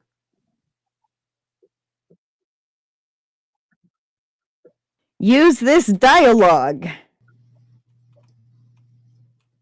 Oh, fuck.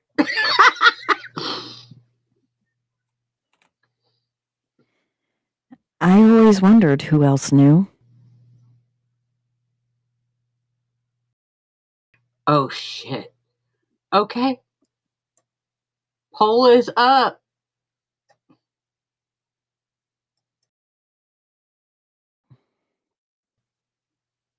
Vote away, guys. We got 14 people in here. Vote away. Where'd it go? It disappeared. Oh, Mike cut out on the last. Oh, darn.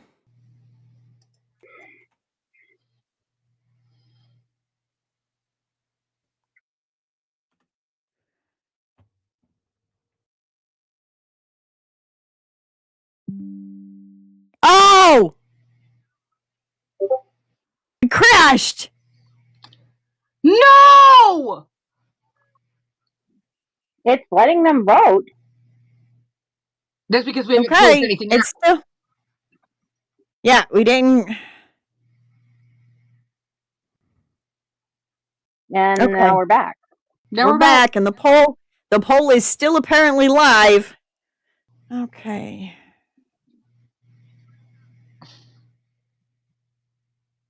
Yeah, this has got to be part of the storm, something from the storm.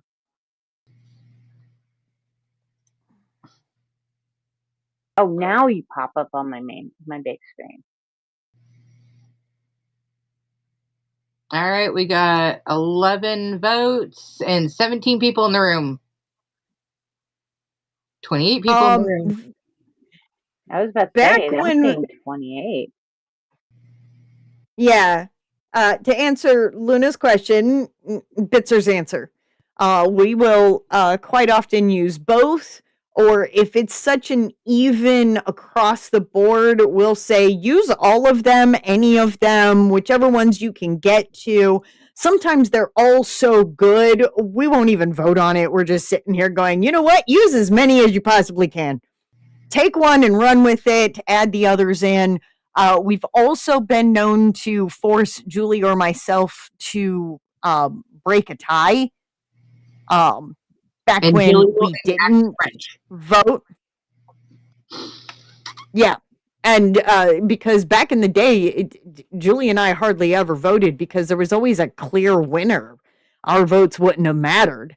But now that you all have taught us about polls, thank you very much. I said Take the polls. guess out of it. We now know about this wonderful thing, and we're like, okay, we can. I don't have to sit there and try to keep Make sure that we track of didn't who said what number. We didn't double tap anybody. Yeah, everybody can just vote, and it tallies it for us. Automation, in a lot of ways, is good. Sticks. Who snorted? Who snorted? Cash. Cash snorted. Sticks. Shame on you. It last. Oh my god. Oh my god. It's a Saturday night. It's winter in the northern hemisphere. The United States is experiencing some kind of winter icy conditions that are just destroying every ounce of sanity we all have left. Pray for the United States Americans because we are not okay. We are not okay. I am Oh under my a hoodie. When have we Hood up. ever When been have you okay? ever seen me with my freaking hood up?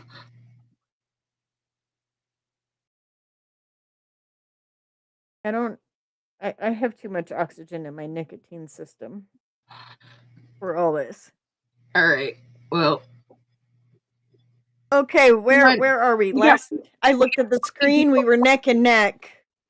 Oh, shitballs, we are still neck and neck. Yep. It's a tie! It's a tie. Looks like we're gonna do both. Yep. Is he Now like- again, though, if you can't get both of them in, that's absolutely fine. Okay, so whichever one spoke to you the most and that's the one you voted for, try doing that one. If you want to challenge yourself, do the one you didn't vote for. Do whatever. Put both of them in. What the fuck's ever. All right. Well, we've had a really fun show tonight. We had some amazing submitters. We still have 6 for tomorrow night. So the show's not over yet, people. We got another night. And isn't yeah. now that all the numbers are in, because of technical difficulties and everything like that, weather-wise, we were having issues with people getting submissions in. And now that we have submissions in, I can fully tell you that the official number for January as of this week is 109,951 words with 62 submissions this month. Damn. Okay, so everybody gets a round of applause. Pat yourselves on the back, people. Come on. A round of applause. Yeah, everybody gets a round of applause.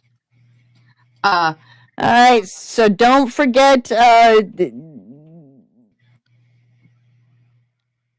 Char's extra birthday challenge, epic fail, the characters dealing with the fallout, whatever. If you're up to it, we've got the 2 prompts. As Julie said, we still have how many for tomorrow? 6. 6. Don't forget, if you are not already on our mailing list, please consider going to our profile page, following the beacons link, and signing up. We only send it out once a week. I do believe I actually forgot to send it out last week until the last minute, or maybe just completely forgot it. But you know what? Been dealing with some winter storm shit and some truck issues and, whatever. You'll forgive me. See, we told you we wouldn't spam you nonstop. We even forget to send it sometimes. Okay, Izzy forgets to send it sometimes. It's fine.